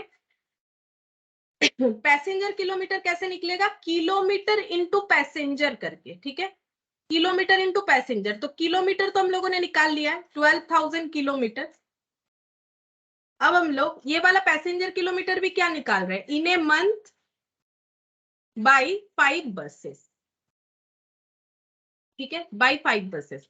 अच्छा, अब पैसेंजर देखो, पैसेंजर एक बस में कितने पैसेंजर जो है वो आ सकते हैं, 40 पैसेंजर आ सकते हैं, लेकिन 75% सीटिंग कैपेसिटी ही यूटिलाइज हुआ है। तो पैसेंजर कितने बैठ रहे हैं, 40 इंटू 75%, पूरे तो नहीं बैठ रहे कि 100% लिखेंगे, तो इंटू कर दो पैसेंजर को, तो कितना हो गया 12,000 इंटू 40 इंटू 75%, तो ये कितना हो जाएगा 3,60,000 पैसेंजर किलोमीटर। ये इंपॉर्टेंट है, सबसे ज्यादा ये इंपॉर्टेंट है और कुछ भी नहीं, ठीक है। अगर ये कैलकुलेट कर लोगे तो आंसर ऐसे ही आ जाएगा, ठीक है। जैसे देखो हम लोगों ने ये निकाल लिया कि कितना पैसेंजर किलोमीटर, ये है इफेक्टिव पैसेंजर किलोमीटर, यही वाला है, ठीक है।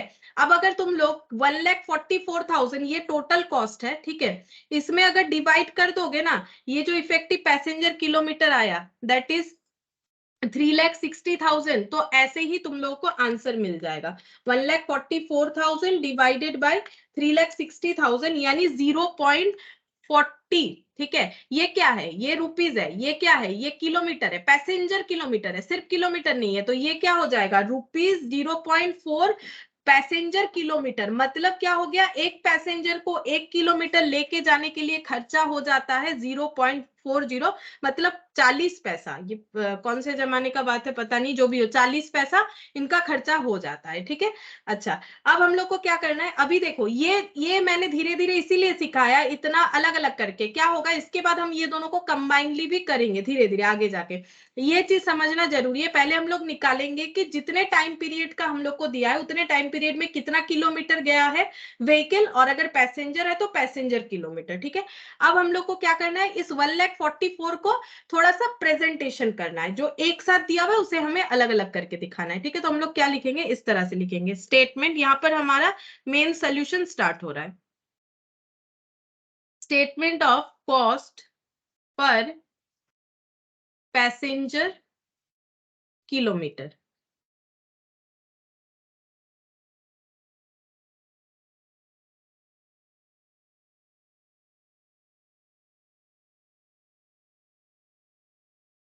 कॉस्ट पर मंथ, ठीक है। यहाँ पर लिखेंगे पर्टिकुलर्स,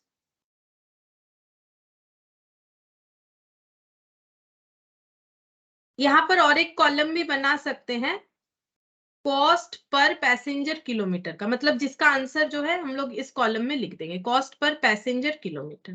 अगर नहीं भी बनाओगे तो लास्ट में भी लिख के दिखा सकते हो, हम समझा देंगे कैसे होगा, ठीक है। अच्छा, अब सबसे पहले फिक्स्ड खर्चा लिखा जाता है। फिक्स्ड खर्चे का नाम यहाँ पर होता है, फिक्स्ड के जगह स्टैंडिंग यूज कर सकते हो, फिक्स्ड भी लिख सकते हो, दोनों बात सही है, एक ही बात है, मतलब ये लिख लो फिक्स्ड लिख लो या स्टैंडिंग लिख लो, ठीक है। तो फिक्स्ड खर्चे में सबसे पहले आ जाएगा सैलरी। ये देखो अभी हम लोगों ने आइडेंटिफाई कर लिया कौन सा फिक्स्ड है कौन सा वेरिएबल है, तो यहाँ पर लिखेंगे salary of driver, cleaner and conductors. तो ये हो गया 24,000। कुछ नहीं, बस देख देख के लिखना ही है। Salary to supervisor, salary to supervisor, ये हो गया 10,000। अच्छा, अब नेक्स्ट है डीजल अदर ऑयल, वो वेरिएबल में जाएगा, उसका मैंने अभी तक कॉलम नहीं बनाया। टैक्स, इंश्योरेंस, डेप्रिसिएशन, इंटरेस्ट, ये लिख लेते हैं, ये सब फिक्स्ड है। टैक्स एंड इंश्योरेंस, क्योंकि अभी तक मैंने वो कॉलम नहीं बनाया इसीलिए। टैक्स, इंश्योरेंस, डेप्रिसिएशन और इंटरेस्ट। अच्छा, यहाँ पर टैक्स इंश्योरेंस का खर्चा है 16, 26, 20, 16, 26 और 20। ठीक है, बस यहाँ पर तो और जगह नहीं है। अब पीछे इसी तरह से फिर से स्ट्रक्चर बना लेते हैं। आगे यहाँ पर देखो, यहाँ पर लिखेंगे cost per month, same column, और cost per passenger kilometre.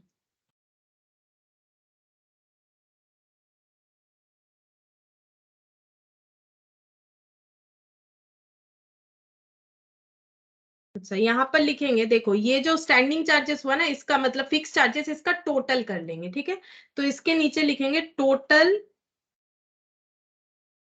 Standing charges. तो टोटल करके देखते हैं कितना आता है। तो 24, 10 और 16, तो 16 और 24, 40, 10, 50, 50 और ये 20, 70, 80, 96,000। ठीक है, ये हम लोग का आ गया 96,000। ठीक है, अच्छा, इसके बाद बना लेते हैं बी में रनिंग चार्जेस। इसके बाद रनिंग आ जाएगा, that is variable. Running charges का एक ही है, diesel and other oil. Diesel and other oil, और कुछ नहीं दिया है। तो डीजल एंड अदर ऑयल का खर्चा हम लोग का 40,000। इसमें तो कुछ एडिशन होगा कि नहीं, कि हम लिखेंगे टोटल स्टैंडिंग चार्जेस, और यहाँ पर चाहो तो इसको इसके नीचे लिख सकते हो, यही वाला टोटल स्टैंडिंग चार्जेस है। अच्छा, इसके बाद हम लोग का आ जाएगा रिपेयर्स एंड मेंटेनेंस। इसका हेडिंग करना पड़ता है मेंटेनेंस चार्जेस बोल के, मेंटेनेंस चार्जेस। यहाँ पर इस खर्चे का नाम दिया है रिपेयर्स एंड मेंटेनेंस।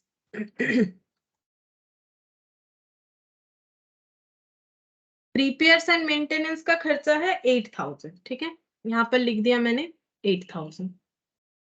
अब तीनों खर्चे को टोटल करने से आ जाएगा टोटल कॉस्ट। ये तो तीन कैटेगरी में है, अब हम लोग इसका टोटल कर सकते हैं। टोटल मतलब ए प्लस बी प्लस सी। ठीक है, ए प्लस बी प्लस सी अगर नहीं भी लिखोगे तो भी कोई प्रॉब्लम नहीं। कितना आएगा, टोटल करने का भी जरूरत नहीं, इसको देख के लिखो, यही तो आएगा। बस इसको तो हम लोगों ने अलग अलग करके लिखा है, 1,44,000। ठीक है, अब क्या निकालेंगे, कॉस्ट पर पैसेंजर किलोमीटर, मतलब 1 किलोमीटर जाने में एक पैसेंजर पे कितना कॉस्ट लग जाता है, कैसे कैलकुलेट करेंगे।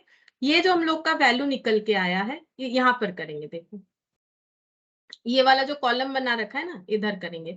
यहाँ पर हो जाएगा 1,44,000 divided by effective kilometre, passenger kilometre, that is 3,60,000।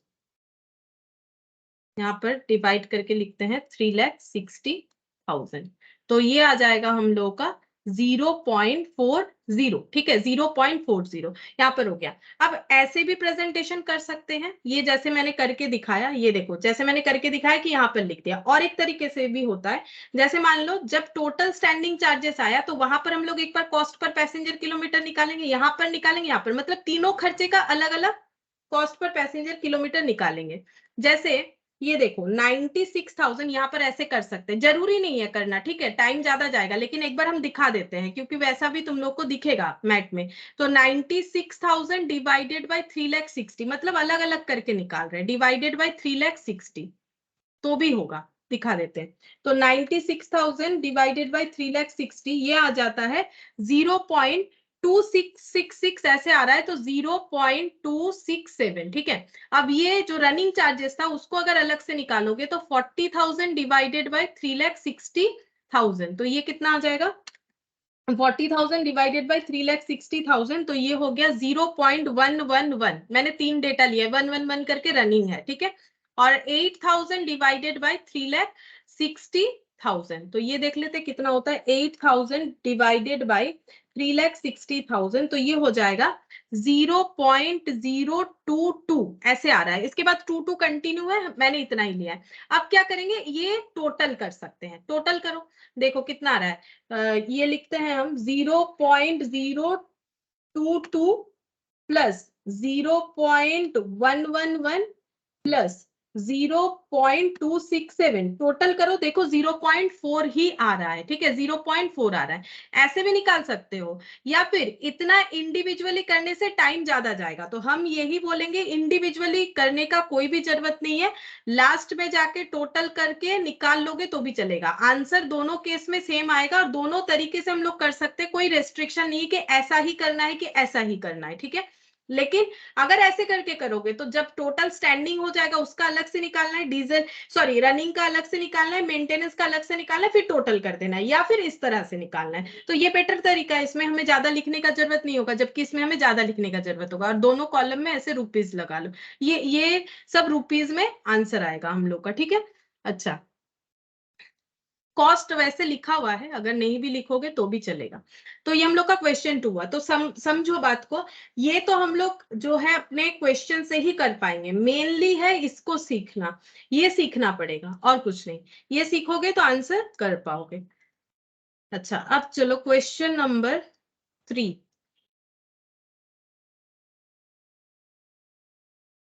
यहाँ पर क्या दिया है देखो, ABC transport company has given a route 40 kilometre long to run bus, ठीक है। तो जो रूट में बस चल रहा है वो 40 किलोमीटर डिस्टेंस वाला है। Bus cost the company a sum of 10 lakh. अब देखो, द बस बोल रहा है, मतलब एक ही बस का बात है, आगे बोला भी नहीं था कि मोर देन वन बस है, मतलब एक बस है। और इस बस को खरीदने का इनका कॉस्ट लगा है 10 लाख। खर्चा, कॉस्ट मतलब खर्चा, इनकट क्या, इन्होंने 10 लाख रुपए से बस खरीदा है। बस का इंश्योरेंस करवाया गया है, it has insured 3% per annum and the annual tax will come to 20,000। अब देखो, ये दे रखा है पर एनम, एनुअल का मतलब पर एनम, इंश्योरेंस का खर्चा 3% पर एनम, मतलब ये भी एनुअल दे रखा है, ठीक है। गैरेज रेंट 20,000 पर मंथ, ये पर मंथ दे रखा है।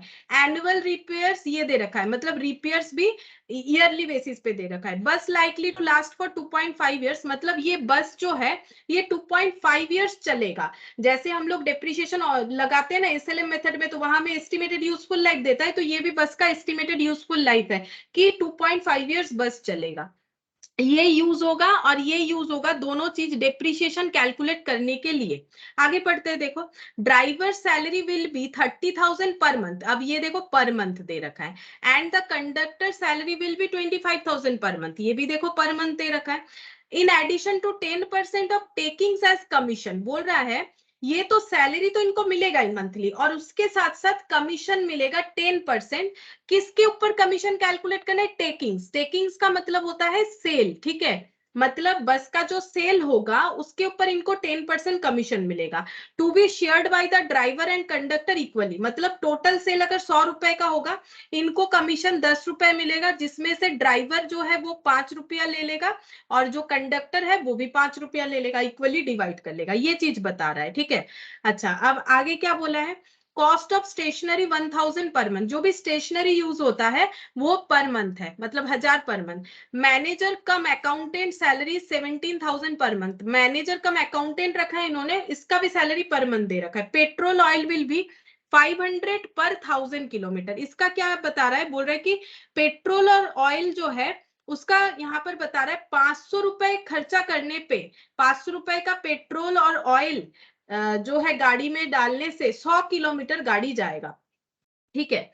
अब इससे हमें क्या समझ में आएगा, इससे हमें ये समझ में आता है कि अगर 100 किलोमीटर जाने से 500 रुपए खर्चा होगा, सीधा सा बात है, ठीक है, 500 रुपए खर्चा होगा। अगर 500 रुपए पर 100 kilometre, petrol and oil will भी 500 पर 100 किलोमीटर, मतलब 100 किलोमीटर जाने से 500 रुपए का पेट्रोल ऑयल डलवाना पड़ता है, तो 1 किलोमीटर जाने पे पेट्रोल ऑयल का खर्चा हो जाएगा 5 रुपया, ठीक है। अब यहाँ पर बोल रहा है the bus will make 3 up and down trip, 3 बार जाता है और आता है। अप एंड डाउन मतलब जा भी रहा है आ भी रहा है, 3 बार करता है। Carrying on an average of 40 passenger on each trip, एक एक ट्रिप में 40 पैसेंजर लेके जाता है, 40 passenger. The bus will run on average 25 days in a month, लेकिन बस जो है 1 मंथ में 25 डेज ही चलता है। जैसे पिछले वाले क्वेश्चन में था ऑल डे, तो 30 कर दिया क्योंकि अप्रैल था, अगर मार्च होता तो 31 करना पड़ता। Assuming 15% profit on takings, takings मतलब अभी मैंने बोला सेल, ठीक है, अगर इनका प्रॉफिट जो है सेल पे 15% होता है, calculate the bus fare to be charge from the passenger, passenger से बस फेयर क्या होगा ये चार्ज करो। तो पैसेंजर से बस फेयर कैसे चार्ज करेंगे, एक पैसेंजर को 1 किलोमीटर लेके जाने का खर्चा यानी cost per passenger kilometre, plus उस पे प्रॉफिट लगा देंगे। एक पैसेंजर को 1 किलोमीटर लेके जाने का जो भी खर्चा है प्लस उस पे अगर प्रॉफिट लगाएंगे तो ये पता चल जाएगा कि एक पैसेंजर से कितना भाड़ा लेना है। जैसे देखो यहाँ पर फेयर क्या होगा, जैसे देखो ये क्या निकल के आया, एक पैसेंजर को 1 किलोमीटर ले जाने का खर्चा। अब ये लोग अगर बोलेगा कि हम लोग एक एक से 20 पैसा प्रॉफिट रखेंगे, जैसे इनका मतलब जो फिगर है उस हिसाब से बोल रहे, या फिर मान लो 20 पैसा ही रखते हैं, 20 पैसा अगर प्रॉफिट अर्न करना है तो इस केस में 60 जो है फेयर रखना पड़ेगा। ये जस्ट एग्जांपल दे रहा है कि फेयर कैसे कैलकुलेट होगा। अब देखो हम लोग को जो खर्चा यहाँ पर दे रखा है ना, कुछ खर्चा मंथली दे रखा है, कुछ खर्चा हमें ईयरली दे रखा है। अब क्वेश्चन को हमें क्या करना है, देखो हम लोगों को ना तो ईयरली या मंथली से कोई लेना देना नहीं है, मतलब हम ये बोलना चाह रहे हैं हम लोग को तो निकालने बोला है कि 1 किलोमीटर एक पैसेंजर को लेके जाने का जो है भाड़ा फेयर क्या होगा वो हमें कैलकुलेट करने के लिए बोला है। तो हम लोग को क्या करना पड़ेगा, टोटल कॉस्ट, टोटल कॉस्ट पहले तो ये निकालेंगे डिवाइडेड बाय पैसेंजर किलोमीटर जैसे अभी अभी किया, ठीक है, और ये जितना आ जाएगा इसमें प्रॉफिट ऐड कर देंगे और पता चल जाएगा कि एक पैसेंजर को 1 किलोमीटर लेके जाने का फेयर क्या होगा, क्योंकि कॉस्ट में प्रॉफिट ऐड करते हैं तभी तो सेल वैल्यू पता चलता है। अब टोटल कॉस्ट को कैसे निकाले, टोटल कॉस्ट को अगर ईयरली निकालेंगे, ठीक है, तो पैसेंजर किलोमीटर जो है उसे भी ईयरली निकालना पड़ेगा, और अगर टोटल कॉस्ट को हम लोग मंथली निकालेंगे, ठीक है, तो फिर यहां पर भी हमें पैसेंजर किलोमीटर को मंथली निकालना पड़ेगा, ठीक है।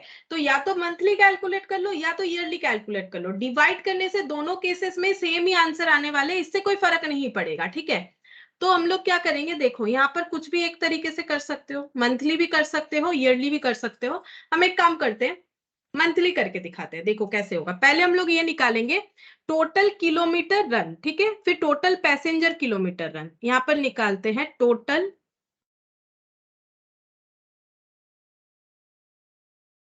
किलोमीटर रन, ठीक है। तो कितना किलोमीटर जो है बस चल रहा है, बताओ कितना किलोमीटर बस चलेगा पर मंथ, एक महीने में, ठीक है। यहां पर बोल रहा है कि बस कितना सारा है, एक ही बस है, ठीक है। अब यहाँ पर देखते हैं कितना कितना किलोमीटर जाएगा, ये सब चीज जो है नीचे लिखा हुआ था, ये देखो डिस्टेंस ऊपर लिखा हुआ था, 40 किलोमीटर का डिस्टेंस कवर किया जाता है और 3 बार अप एंड डाउन किया जाता है, ठीक है। बस will make 3 up and down trip, ठीक है। तो मतलब एक बार गया एक बार आया, फिर ऐसे एक बार जाएगा एक बार आएगा, फिर ऐसे एक बार जाएगा एक बार आएगा, हो गया 3 बार अप एंड डाउन, ठीक है। तो 40 किलोमीटर जाने पे 40 किलोमीटर आने पे, फिर से 40 किलोमीटर जाने पे 40 किलोमीटर आने पे, फिर से 40 किलोमीटर जाना पड़ेगा और 40 किलोमीटर आना पड़ेगा, ठीक है। तो इसका मतलब डिस्टेंस कवर एक राउंड ट्रिप में कितना होता है, 80 किलोमीटर, और ऐसा करके 3 बार, तो 80 किलोमीटर इंटू 3 कर सकते हैं हम लोग, ठीक है। तो डिस्टेंस जो है वो 80 किलोमीटर इंटू 3 करके कैलकुलेट हो जाएगा। तो यहाँ पर लिखते हैं, यहाँ पर लिखेंगे नंबर, देखो हम तो ऐसे करते हैं पहले समझ के लिख लेते हैं, उसके बेसिस पे यहाँ फॉर्मूला लिखते हैं, ये लिखना जरूरी होता है, ठीक है, मतलब लिख सकते हो, ठीक रहेगा प्रेजेंटेशन के लिए। बाकी यहाँ फॉर्मूला आगे लिखने का कोई जरूरत नहीं है, क्योंकि फॉर्मूला मिल जाएगा तुम लोग को अपने अपने मैट में, फॉर्मूला मिल जाएगा, फॉर्मूला रटने का भी जरूरत नहीं। हम लोग पहले ये देखेंगे कि एक बस को एक दिन में कितना किलोमीटर कवर करना पड़ता है, ठीक है। यहाँ पर एक बस है तो यहाँ पर लिखते हैं 40 किलोमीटर जाना और आना, मतलब ये डिस्टेंस कवर हो गया, और ये डिस्टेंस कवर कितने बार करना पड़ेगा, 3 बार करना पड़ेगा ना। तो यहाँ पर लिखेंगे 3, मतलब 80 किलोमीटर करके 3, तो ये 3 को हम लोग क्या बोलेंगे, 3 हम लोग का हो जाएगा राउंड ट्रिप, ठीक है, राउंड ट्रिप हो गया, 3 बार जाना आना है, और जाने आने का डिस्टेंस ये हो गया। ठीक है, देखो समझ के करना है, डिस्टेंस हो गया 80 किलोमीटर एक ट्रिप का, एक राउंड ट्रिप का, तो 3 राउंड ट्रिप का कितना होगा। अब 3 राउंड ट्रिप क्यों, क्वेश्चन ही हमें बता रहा है। ठीक है, अब ये एक बस का एक दिन का डिस्टेंस कवर निकल के आया। ठीक है, एक दिन का डिस्टेंस कवर निकल के आया। अब हम लोग अगर मंथली करना चाहते हैं तो मंथली कितना दिन इंटू करेंगे, क्योंकि यहाँ पर बोला है बस जो है 1 मंथ में 25 डेज चलता है, तो यहाँ पर कितना इंटू करना पड़ेगा, 25 डेज। ठीक है, 25 डेज इंटू करने से क्या हो जाएगा, ये टोटल जो है ये एक दिन का जो है बस का जो डिस्टेंस कवर है, इसमें जब 25 ऐड करेंगे तो एक महीने का मतलब 1 मंथ का निकल के आ जाएगा डिस्टेंस कवर। ठीक है, तो यहाँ पर हम लोग ये 25 डेज को हम लोग लिखेंगे number of days in a month. ठीक है, अच्छा ये हो गया। और नंबर ऑफ बस कितना है, एक ही है, तो यहाँ पर नंबर ऑफ बस। ठीक है, एक बस इतना डिस्टेंस कवर करेगा। चलो अब मल्टीप्लाई करके देख लेते कितना होगा, 40 इंटू 2, 80 किलोमीटर एक एक राउंड ट्रिप का, ऐसा 3 राउंड ट्रिप और 25 दिन, मतलब मंथ में 6000 किलोमीटर कवर करना पड़ेगा।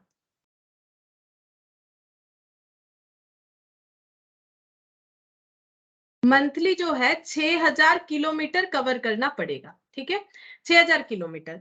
अब हम लोग ये कैलकुलेट करेंगे passenger kilometre, total passenger kilometre per month. तो पैसेंजर किलोमीटर कैसे होता है, किलोमीटर इंटू पैसेंजर, अभी अभी मैंने सिखाया कॉम्पोजिट यूनिट इस तरह से। तो किलोमीटर कितना है, 6000 किलोमीटर। और पैसेंजर चेक करो, पैसेंजर कितना है यहाँ पर, पैसेंजर बताया था, ये देखो 40 पैसेंजर ऑन ईच ट्रिप। ठीक है, 40 पैसेंजर ऑन ईच ट्रिप यहाँ पर बताया है।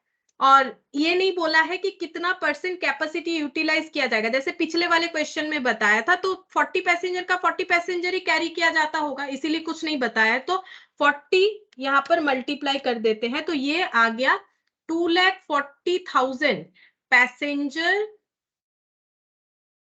किलोमीटर। ठीक है, तो इतना पैसेंजर किलोमीटर पर मंथ, इतना पैसेंजर किलोमीटर पर मंथ जो है कवर किया जाता है।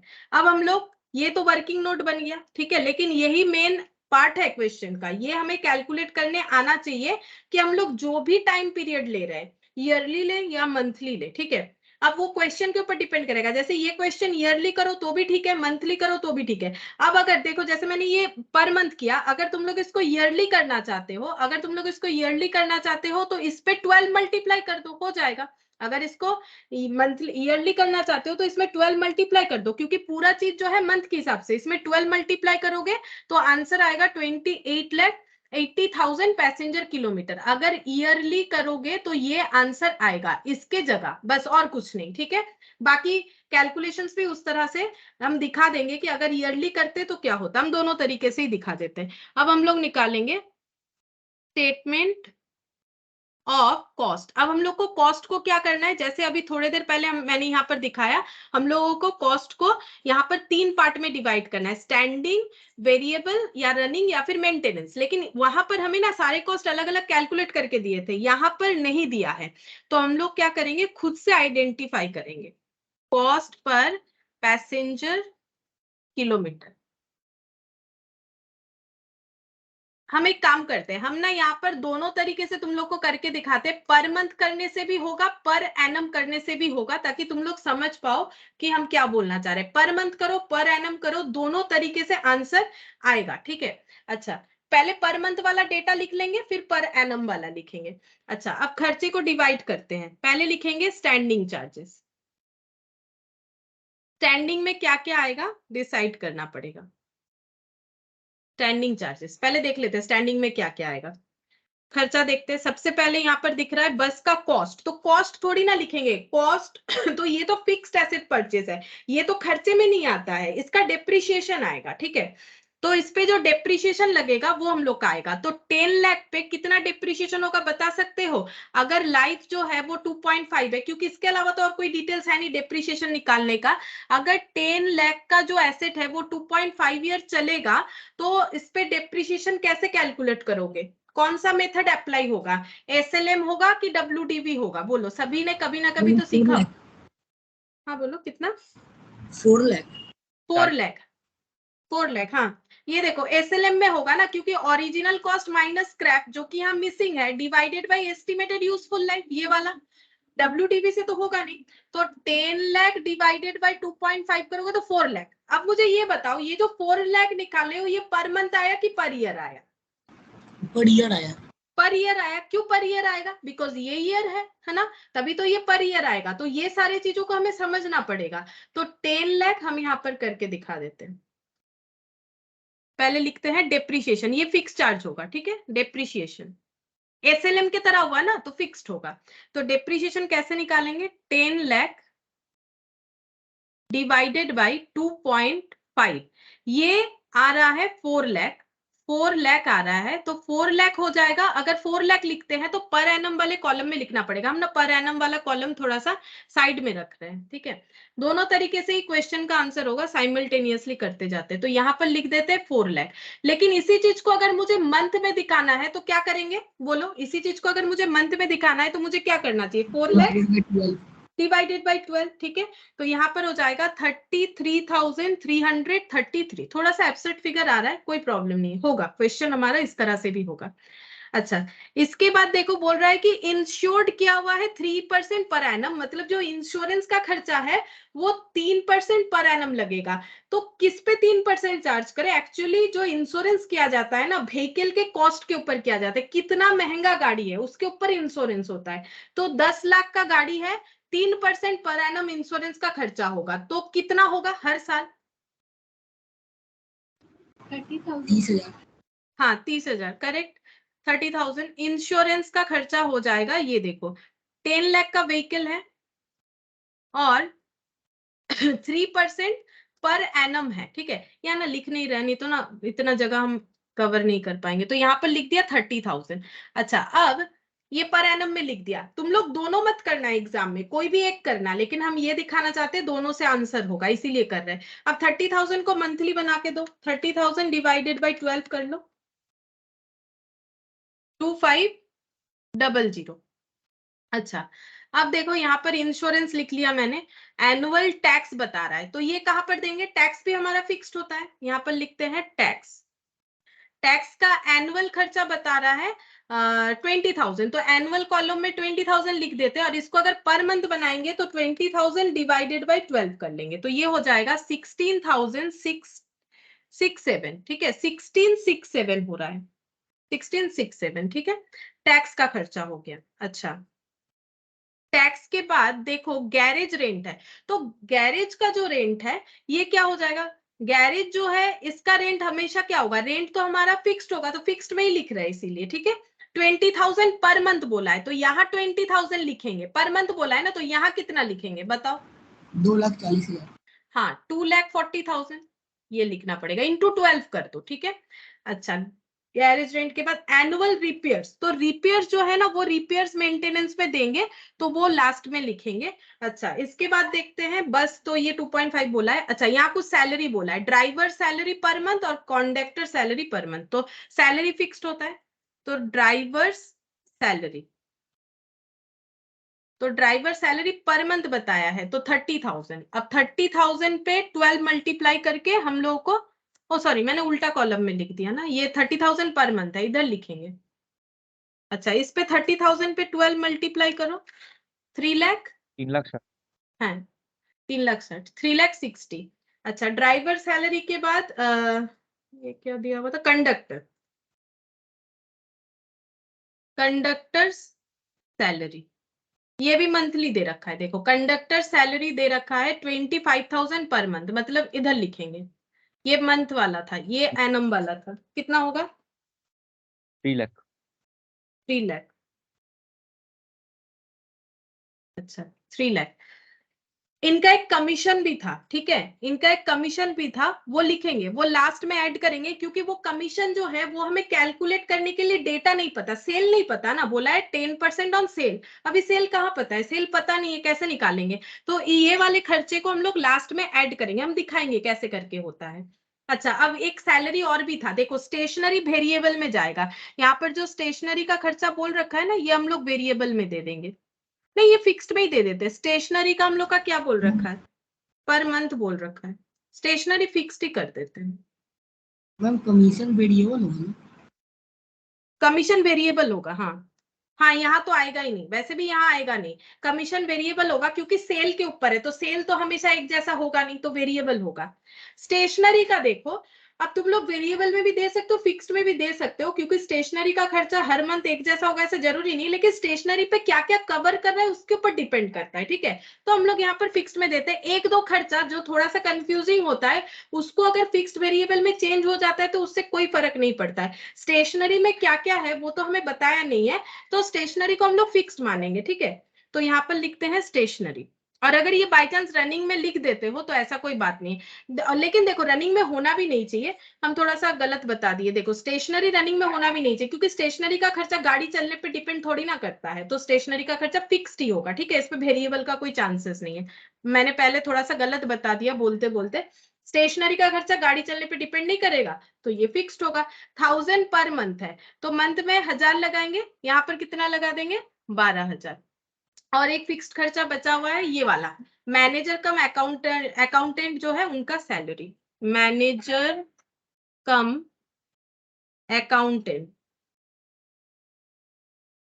अकाउंटेंट्स सैलरी, ये मंथली बताया था ये वाला भी शायद, हाँ 17,000 पर मंथ। अब इस पे भी 12 मल्टीप्लाई करो, 17 इंटू 12 2 कितना आ लाख रहा 4। 2,04,000। है, 2,04,000। अच्छा, ये हम लोग का सारा का सारा फिक्स्ड खर्चा आ गया। इसको ऐड कर लेते हैं, ठीक है। ऐड करने से आ जाएगा टोटल स्टैंडिंग चार्जेस। ऐड करेंगे, ये और ये दोनों ही ऐड कर लेते हैं। तो यहाँ पर 4,30,000, 20,000, 50, 4,50,000 और ये हो जाएगा कितना, 2,40,000, 3,60,000, 3,12,000, 2,04,000। अच्छा, 15,66,000 यहाँ पर लिख लेते हैं। 15,66,000। अगर इसको डिवाइडेड बाय 12 करेंगे तो मेरे हिसाब से जो आएगा वो यही वाला होना चाहिए शायद। अच्छा, एक बार चेक कर लेते फिर भी। डिवाइडेड बाय 12 करने से वैसे तो आया 130,500, चेक करते। 33,333 प्लस 2,500 प्लस 16,67 प्लस 20 और 30, 50, और ये हो गया 75, 75 और 1, 75, 76,000, 76,000 प्लस 17,000। तो हाँ इतना ही आ रहा है, 1,30,500। देखो मैंने क्या बोला, अगर तुम लोग इसको 12 से डिवाइड करोगे तो भी तो इतना ही आना चाहिए ना। चेक करके देखो इतना ही आ रहा है, और इंडिविजुअली भी टोटल करके देखो उतना ही आएगा, क्योंकि आना भी चाहिए। इसी का तो बाइफरकेशन किया है और कुछ नहीं। ये हो गया टोटल स्टैंडिंग चार्जेस, कैलकुलेट हो गया। अच्छा, अब हम लोग निकालेंगे इसके बाद, अच्छा इसको कवर क्यों करें, इसके बाद हम लोग निकालेंगे वेरिएबल मतलब रनिंग एक्सपेंसेस, रनिंग चार्जेस। तो रनिंग चार्जेस में क्या क्या आ जाएगा, रनिंग मतलब जो वेरी करेगा, तो ये बस वाला खर्चा, insurance, annual tax, rent, repairs, ये तो मेंटेनेंस में चला जाएगा, ड्राइवर सैलरी, ये कमीशन आ जाएगा। और इधर आ जाएगा पेट्रोल का खर्चा, petrol and oil, petrol and oil, इसका खर्चा कितना होगा, कैसे करके निकालेंगे। इसके लिए वर्किंग नोट बनाना पड़ेगा। यहाँ ना जगह नहीं है, हम एक काम करते हैं, इसके पीछे यहाँ तो हमें थोड़ा सा जगह चाहिए होगा, हम यहाँ पर बना लेते हैं वर्किंग नोट नंबर 2, ठीक है। पेट्रोल डीजल का खर्चा निकालते हैं।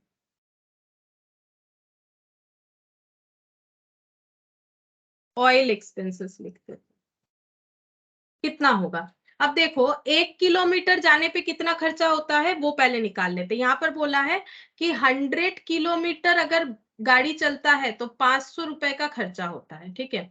तो 1 किलोमीटर चलेगा तो कम होगा, 500 डिवाइडेड बाई 100। अब गाड़ी कितना किलोमीटर चला है उस पे हमें कैलकुलेट करके दिखाना पड़ेगा, गाड़ी कितना किलोमीटर चला है, ठीक है। अच्छा, देखते हैं गाड़ी कितना किलोमीटर चला है, वहां पर हम लोगों ने कैलकुलेट कर रखा है ना। गाड़ी कितना किलोमीटर चला है, 6000 किलोमीटर चल रहा है। ये 6000 देखो, पैसेंजर के साथ ये किलोमीटर का कोई मतलब लिंक नहीं है, ये इसीलिए बोल रहे हैं गाड़ी चलने से ही पेट्रोल डीजल का खर्चा होगा, चाहे उसमें पैसेंजर 40 बैठे या फिर 30 बैठे या फिर नहीं भी रहे, ठीक है। अगर बस जो भी है वो अगर चल रहा है तो उसका डीजल ऑयल का खर्चा होगा ही होगा, इसीलिए किलोमीटर रन पे लिया जाता है, ठीक है। तो किलोमीटर रन कितना है 6000, अगर हम लोग 6000 से मल्टीप्लाई करेंगे तो हमें पर मंथ का मिल जाएगा। तो यहां पर हो जाएगा 5 × 6000, तो ये हो जाएगा 30,000, ठीक है। और इसी खर्चे को अगर हम लोग 12, ये पर मंथ हो जाएगा, अगर इसी खर्चे को हम लोग 12 से मल्टीप्लाई कर देंगे तो हमें पर ईयर का मिल जाएगा। तो 12 से मल्टीप्लाई करने से मिलेगा 3,60,000। तो वर्किंग नोट 2 से हमें ये आंसर मिल जाता है। हम यहाँ पर लिख देते हैं वर्किंग नोट नंबर 2, ठीक है। तो यहाँ पर हो जाएगा, ये हम लोगों का पर मंथ है, ये हो गया 30,000 और यहाँ पर लिख देंगे 3,60,000 12 से मल्टीप्लाई करने से। तो कभी भी ये वाला नहीं लेना है, ठीक है। पैसेंजर आने से डीजल ऑयल का खर्चे में कोई चेंज नहीं होता है, पैसेंजर रहे या ना रहे, अगर गाड़ी चल रहा है तो खर्चा होगा ऑयल डीजल का, ठीक है। अच्छा, अब ये हो गया हम लोग का रनिंग। इसके बाद लिखेंगे रनिंग के बाद, रनिंग में और भी खर्चा आएगा, ठीक है, जैसे कि कमीशन वाला। कमीशन क्यों यहाँ पर आएगा, बिकॉज कमीशन सेल के ऊपर डिपेंड कर रहा है। तो कमीशन टू ड्राइवर, क्योंकि दोनों जो है आधा आधा बांट लेंगे जो भी कमीशन होगा, तो कमीशन टू ड्राइवर और कमीशन टू कंडक्टर। अच्छा, इसके अलावा मुझे और कोई खर्चा नहीं दिख रहा है, ये दोनों साइड में पर मंथ और ये हो जाएगा। और हम लोग लिखेंगे टोटल रनिंग एक्सपेंसेस। जब ये टोटल हम लोग कर पाएंगे उसके लिए हमारे पास डेटा अवेलेबल होना चाहिए, डेटा देखते हैं कैसे अवेलेबल होगा। और नेक्स्ट लिखेंगे सी पॉइंट में मेंटेनेंस चार्जेस। मेंटेनेंस जहां पर हमेशा आता है रिपेयर्स एंड मेंटेनेंस, तो यहाँ पर लिखते हैं रिपेयर्स एंड मेंटेनेंस। इसका खर्चा हम लोग को दे रखा है, देखो रिपेयर मेंटेनेंस का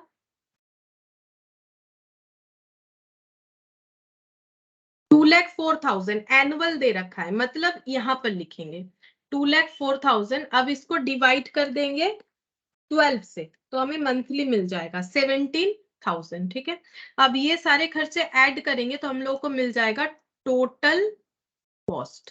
टोटल कॉस्ट मिल जाएगा, फिर पैसेंजर किलोमीटर से डिवाइड कर देंगे। अब हम बनाएंगे वर्किंग नोट नंबर 3, जहां पर हम ये कैलकुलेट करेंगे कि टोटल जो है ये मतलब कमीशन के लिए कैलकुलेट करेंगे, ठीक है। तो यहाँ पर कमीशन किस पे कैलकुलेट होगा, तो देखो बोल रहा है सेल पे। सेल को यहाँ क्या बोला जाता है, टेकिंग्स। और हम लोग को पता है, देखो नॉर्मल बात, सेल का मतलब होता है कॉस्ट प्लस प्रॉफिट। यहाँ पर थोड़ा सा लैंग्वेज अलग यूज करेंगे, सेल के जगह यूज करेंगे टेकिंग्स, या फिर इसको टोटल टेकिंग्स भी बोल सकते हैं, एक ही बात है। और कॉस्ट को कॉस्ट ही रखेंगे, ठीक है। अब कॉस्ट में हम लोग का क्या क्या है, कॉस्ट में हम लोग का 3 पार्ट किया गया है, स्टैंडिंग, रनिंग और वेरिएबल। वैसे भी लिख सकते हो कॉस्ट में क्या क्या आ जाएगा, स्टैंडिंग, रनिंग, वेरिएबल। ये समझाने के लिए लिख रहे हैं, सॉरी वेरिएबल बोल रहे हैं, मेंटेनेंस और यहाँ पर प्रॉफिट, ठीक है। ये सेम बात है, तो हम लोग सेल निकाल सकते हैं। अच्छा, हम लोग को टोटल टेकिंग्स नहीं पता, वही तो कैलकुलेट करना है, लेकिन हम लोग को स्टैंडिंग चार्जेस पता है, टोटल स्टैंडिंग चार्जेस, क्योंकि ये कॉस्ट कौन सा है, ये तो टोटल कॉस्ट है ना, टोटल कॉस्ट में ही तो प्रॉफिट को ऐड करना होता है। तो टोटल स्टैंडिंग चार्जेस हम लोग को पता है।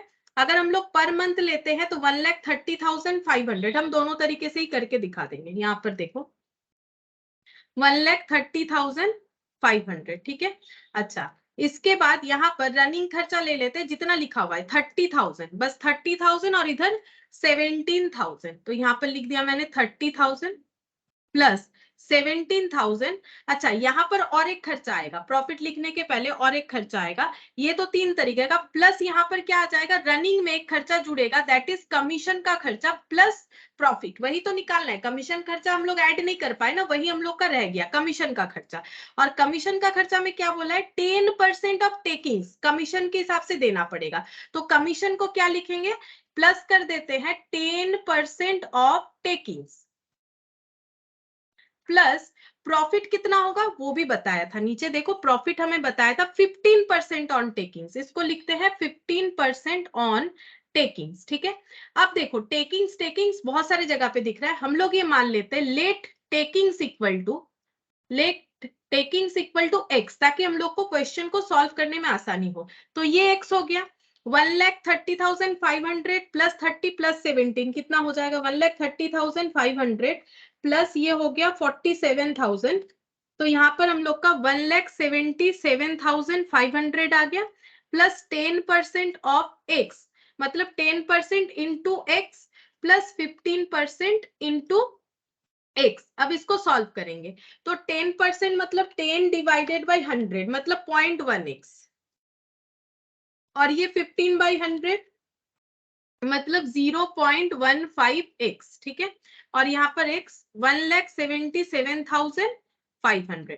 अच्छा, अब हम लोग इसमें ये x सारा इधर ट्रांसफर कर लेते हैं और चेक करते हैं कि हम लोग का x का वैल्यू कितना आएगा। तो ये अगर इधर आ जाएगा तो ये पहले टोटल करते हैं, देखो 0.15 प्लस 0.1 ये होता है 0.25, ये दोनों का टोटल, और ये इधर 1 है तो -1 हो जाएगा, मतलब 1 माइनस 0.25 हम डायरेक्टली कर रहे हैं, ठीक है। 1 माइनस 0.25 मतलब 0.75, तो ये देखो x minus 0.1x minus 0.15x equal to 1,77,500।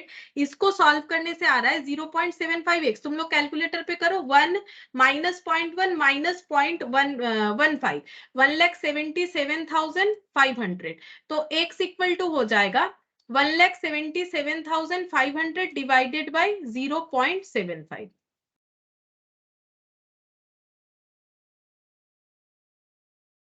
तो ये हो जा रहा है 2,23,666,7, ठीक है। ये आ रहा है, देख लो ये आ रहा है, ठीक है, 2,366,667 ये आ गया, ये हम लोगों ने निकाल लिया टेकिंग्स। अब ये सब मंथली है तो टेकिंग्स पर मंथ हो गया, ठीक है। अब इसी चीज को ना हम ईयरली भी करके दिखा देते, क्योंकि दोनों मैंने बोला था पहले से दिखा देंगे, तो हम दोनों ही दिखा देते। अगर हम लोग इसको ईयरली लेते हैं, हाँ बोलो,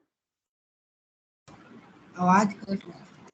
आवाज कट रहा है तो नेटवर्क इशू होगा शायद। अब देखो आ रहा है, ये सब सही है। अच्छा अच्छा देखो, तो ये हम लोग का क्या आ गया, पर मंथ का जो है सेल निकल के आ गया। अब इससे हम लोग क्या निकाल सकते हैं, पहले इससे कैलकुलेट कर लेते हैं, कमीशन निकाल लेंगे, कमीशन निकाल लेंगे और प्रॉफिट भी निकाल लेंगे, ठीक है। तो कमीशन कितना हो जाएगा, 10% ऑफ ये टेकिंग्स, मतलब 2,366 1 2 3 1 2 3 और ये 7, ठीक है, इस पे 10%, तो ये आ जाएगा 23,667, और प्रॉफिट हो जाएगा 15% ऑफ 2,3 ये वाला, तो 2,36667 इंटू 15%, तो प्रॉफिट हो जाएगा 35,500। ये सब मंथली निकल के आया, क्योंकि ये सब मंथली है तो ये सब पर मंथ निकल के आए, तो ये हम लोग पर मंथ कॉलम में एक बार लिख ले। अच्छा, ये कमीशन का 2 पार्ट हो जाएगा, ठीक है, एक पार्ट जाएगा कंडक्टर को और एक पार्ट जाएगा हम लोगों का किसको, ड्राइवर को, ऐसा कुछ लिखा हुआ था, ठीक है। ये कमीशन का 2 पार्ट हो जाएगा, तो 2,3,667 डिवाइडेड बाई 2 कर लो, ठीक है, तो कितना कितना हो जाएगा ड्राइवर और कंडक्टर का, 1,1,833 ऐसे लिखते हैं, 1,1,833.5 1,1,833.5, ठीक है। हम ये पर एनम वाला भी दिखा देते, ठीक है। अच्छा, ये 30,000 और इसमें ये टोटल लगा लेते, तो ये कितना हो जाएगा, तो प्लस 30,000, तो ये बन गया हम लोग का 53,667 प्लस 17,000, तो टोटल खर्चा 70,667, टोटल कॉस्ट ये हम लोग का कैलकुलेट होके आ गया। अच्छा, अब हम लोगों को बोला था फेयर निकालने के लिए, फेयर निकालने के लिए इस पे प्रॉफिट भी लगाएंगे, प्रॉफिट कितना है वो भी कैलकुलेट कर लिया, 35,500, ठीक है, प्रॉफिट भी ऐड कर लेते हैं, 35,500 कहाँ चला गया, ये रहा 35,500, 500, प्रॉफिट भी ऐड कर लेते तो फेयर निकल जाएगा, ठीक है। मतलब टेकिंग्स बोलो, फेयर नहीं, इसको हम लोग बोलेंगे टेकिंग्स, मतलब सेल, टेकिंग्स। तो ये हो गया 35,500, तो 106167 आ रहा है, ये हम लोग का सेल। यहां पर भी आया हुआ होगा, देखो सेम डेटा, ये 236667 आ गया, और ये हम लोग का पर मंथ, पर मंथ है और यहाँ पे पर ईयर दिया हुआ है। नहीं नहीं ये नहीं बोल रहे, ये तो मैंने पर मंथ ही माना था ना। 1,77,500 ये जो लिखा था, ये मैंने कौन सा वाला लिखा था, 1,30,000, ये मैंने ईयरली लिया था क्या? नहीं, ये तो मंथली ले रखा है। 1,30,30 ये सब तो मंथली है, तो एक्स भी मंथली निकलेगा, तो ये टेकिंग्स भी तो उतना ही आना चाहिए, क्यों नहीं आ रहा है? मैंने ये टोटल पूरा नहीं किया ना कॉस्ट का, 1,30,500 और 30,000। अच्छा, मैंने ये सिर्फ ये दोनों को टोटल कर दिया, तुम लोग नहीं बता रहे हो टोटल कॉस्ट में, मैंने सिर्फ ये दोनों को टोटल कर दिया ना, ये गलत कर दिया ना, बाकी ठीक है, ठीक है, हो जाएगा। ये देखो मैंने क्या किया, यहाँ पर ये दोनों का सिर्फ टोटल कर दिया, ये दोनों का टोटल करने से थोड़ी ना होगा, टोटल कॉस्ट मतलब सारा कॉस्ट का वन आ रहा है ना, आ जाएगा, हाँ उसको टोटल करो। मैंने ये रख दिया इसको 1,30,500 प्लस ये वाला 53,667 है ना, 53,667 ये ऐड करके लिया है मैंने यहाँ पर, ठीक है। अब ऐड करेंगे 53,667 और यहाँ पर 17,000, तो मैंने वहां पर उतना बड़ा डेटा लिया ही नहीं, 201167, इसीलिए इतना शॉर्टफॉल दिख रहा है। अच्छा, प्रॉफिट यहाँ पर लगा लेंगे 35,500, तो 2-3 वही बोले, इतना कम कैसे आएगा? अब आएगा ना सही आंसर, ये देखो 23,667 जो मेरा यहाँ पर मंथ करके आया था, आ गया टेकिंग्स। इसका मतलब क्वेश्चन सही हुआ है, मतलब आंसर सही हुआ है, तभी मेरा टेकिंग्स जो है सही निकल के आया है। अब निकालना है फेयर पर पैसेंजर, उसको ना हम ये साइड में लिखते हैं, नहीं तो हम ये पर एनम वाला नहीं दिखा पाएंगे, तो यहाँ पर लिखते हैं फेयर पर पैसेंजर किलोमीटर, ठीक है, क्योंकि नीचे मेरा वर्किंग नोट चालू हो गया, जगह थोड़ा सा कम हो गया है। तो यहाँ पर टोटल कॉस्ट ये वाला फेयर निकालना है, तो सेल से डिवाइड करेंगे, 23,667 का टोटल सेल होगा, और सेल के ऊपर ही तो फेयर डिसाइड होगा ना, फेयर में तो प्रॉफिट इंक्लूडेड होगा। अच्छा, अब इसको डिवाइड करेंगे हम लोग इफेक्टिव पैसेंजर किलोमीटर से, मतलब ये वाला पैसेंजर से लेना है ना, तो ये देखो 2,40,000 मंथली से मंथली डिवाइड करेंगे, 2,40,000। अब चेक करेंगे कितना होगा, डिवाइडेड बाई 2,40,000, तो ये आंसर आ रहा है 0.9861, ठीक है। तो ₹0.9861 सस्ता भाड़ा है, देखो 0.9861 मतलब 1 रुपया भी नहीं है, ठीक है, पर किलोमीटर, पर पैसेंजर किलोमीटर, ठीक है, पर पैसेंजर किलोमीटर हो गया। ये देखो, अब जो हम बताए थे कि यहाँ पर बता देंगे किस तरह से होगा, अगर हम लोग इसको ईयरली लेते हैं तो भी हम लोग का आंसर आ जाएगा। ईयरली लेने से कैसे होगा, ये देखो, ईयरली लेने से सेम तरीके से यहाँ पर हम लोग टेकिंग्स को, ये टेकिंग्स इक्वल टू क्या हो जाएगा, टेकिंग्स इक्वल टू हो जाएगा स्टैंडिंग चार्जेस, रनिंग चार्जेस और maintenance charges, commission plus profit, यही वाला चीज करेंगे। अब टेकिंग्स एक्स मान लेंगे, अब यहाँ पर एक्स जो है ना वो हम लोग पर एनम मानेंगे, एक्स का वैल्यू हम लोग पर एनम मानेंगे, ठीक है, बाकी तो तुम लोग समझ गए और डिटेल्स नहीं कर रहे। अब स्टैंडिंग चार्जेस देखो, यहाँ पर 15,60,000, ठीक है, स्टैंडिंग चार्जेस लिखेंगे 15,60,000। रनिंग चार्जेस विदाउट कमीशन कितना हो जा रहा था, रनिंग चार्जेस विदाउट कमीशन ये वाला 3,60,000, रनिंग चार्जेस विदाउट कमीशन 3,60,000।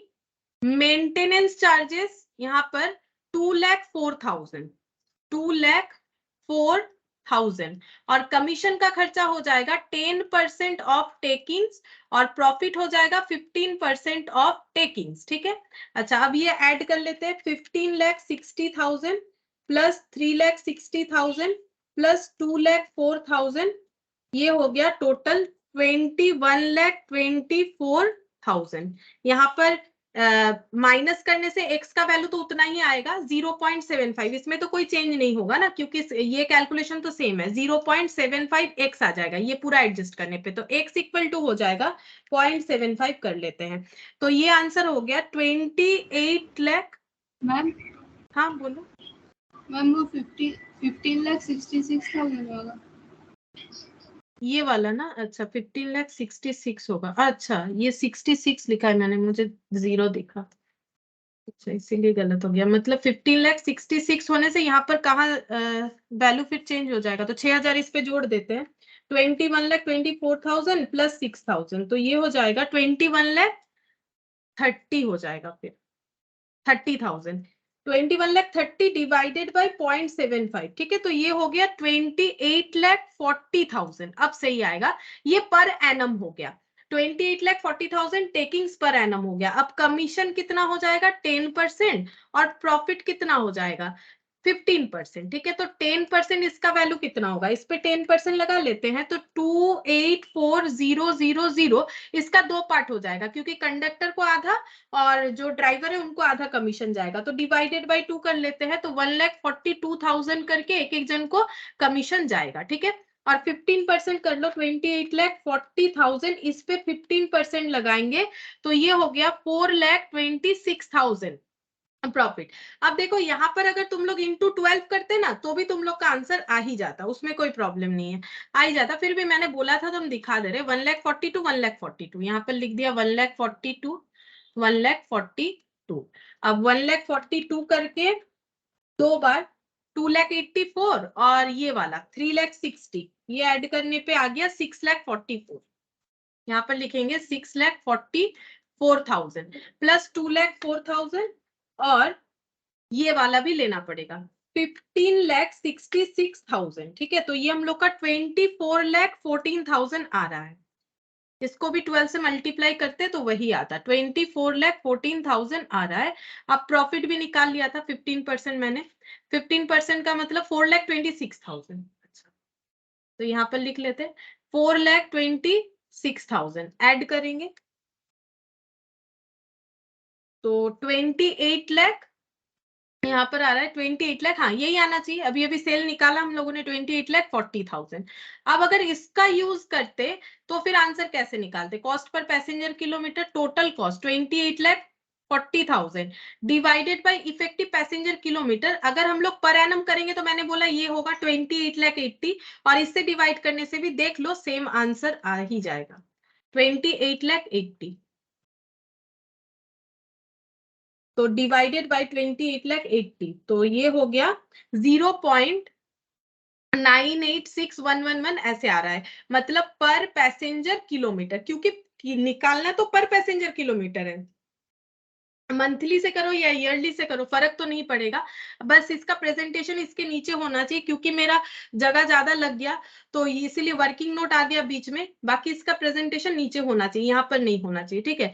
तो इस तरह से कैलकुलेट करना पड़ेगा इसमें, लेकिन हमें नॉर्मल जो दिमाग है वो थोड़ा सा लगाना पड़ेगा और थोड़ा सा हमारा अवेयरनेस होना चाहिए कि कब कहाँ पर क्या चीज जाना चाहिए, ठीक है। और यहाँ पर देखो व्हीकल वाला दो ही क्वेश्चन है, इलास्ट्रेशन 4 और इलास्ट्रेशन ये 5, ठीक है। व्हीकल का दो क्वेश्चन है, तुम लोग को ये होमवर्क देते हैं, अगर चाहो तो करके देख सकते हो, इसके बाद होटल वाला आ जाएगा, ठीक है। तो व्हीकल मतलब ट्रांसपोर्टेशन का दो क्वेश्चन है, हम होमवर्क दे रहे हैं, तुम लोग कोशिश कर सकते हो, यहाँ पर दे देते हैं होमवर्क 4 और 5, ठीक है। तो आज इतना ही करते हैं, पीडीएफ हम शेयर कर देंगे तो तुम लोग इससे देख सकते हैं।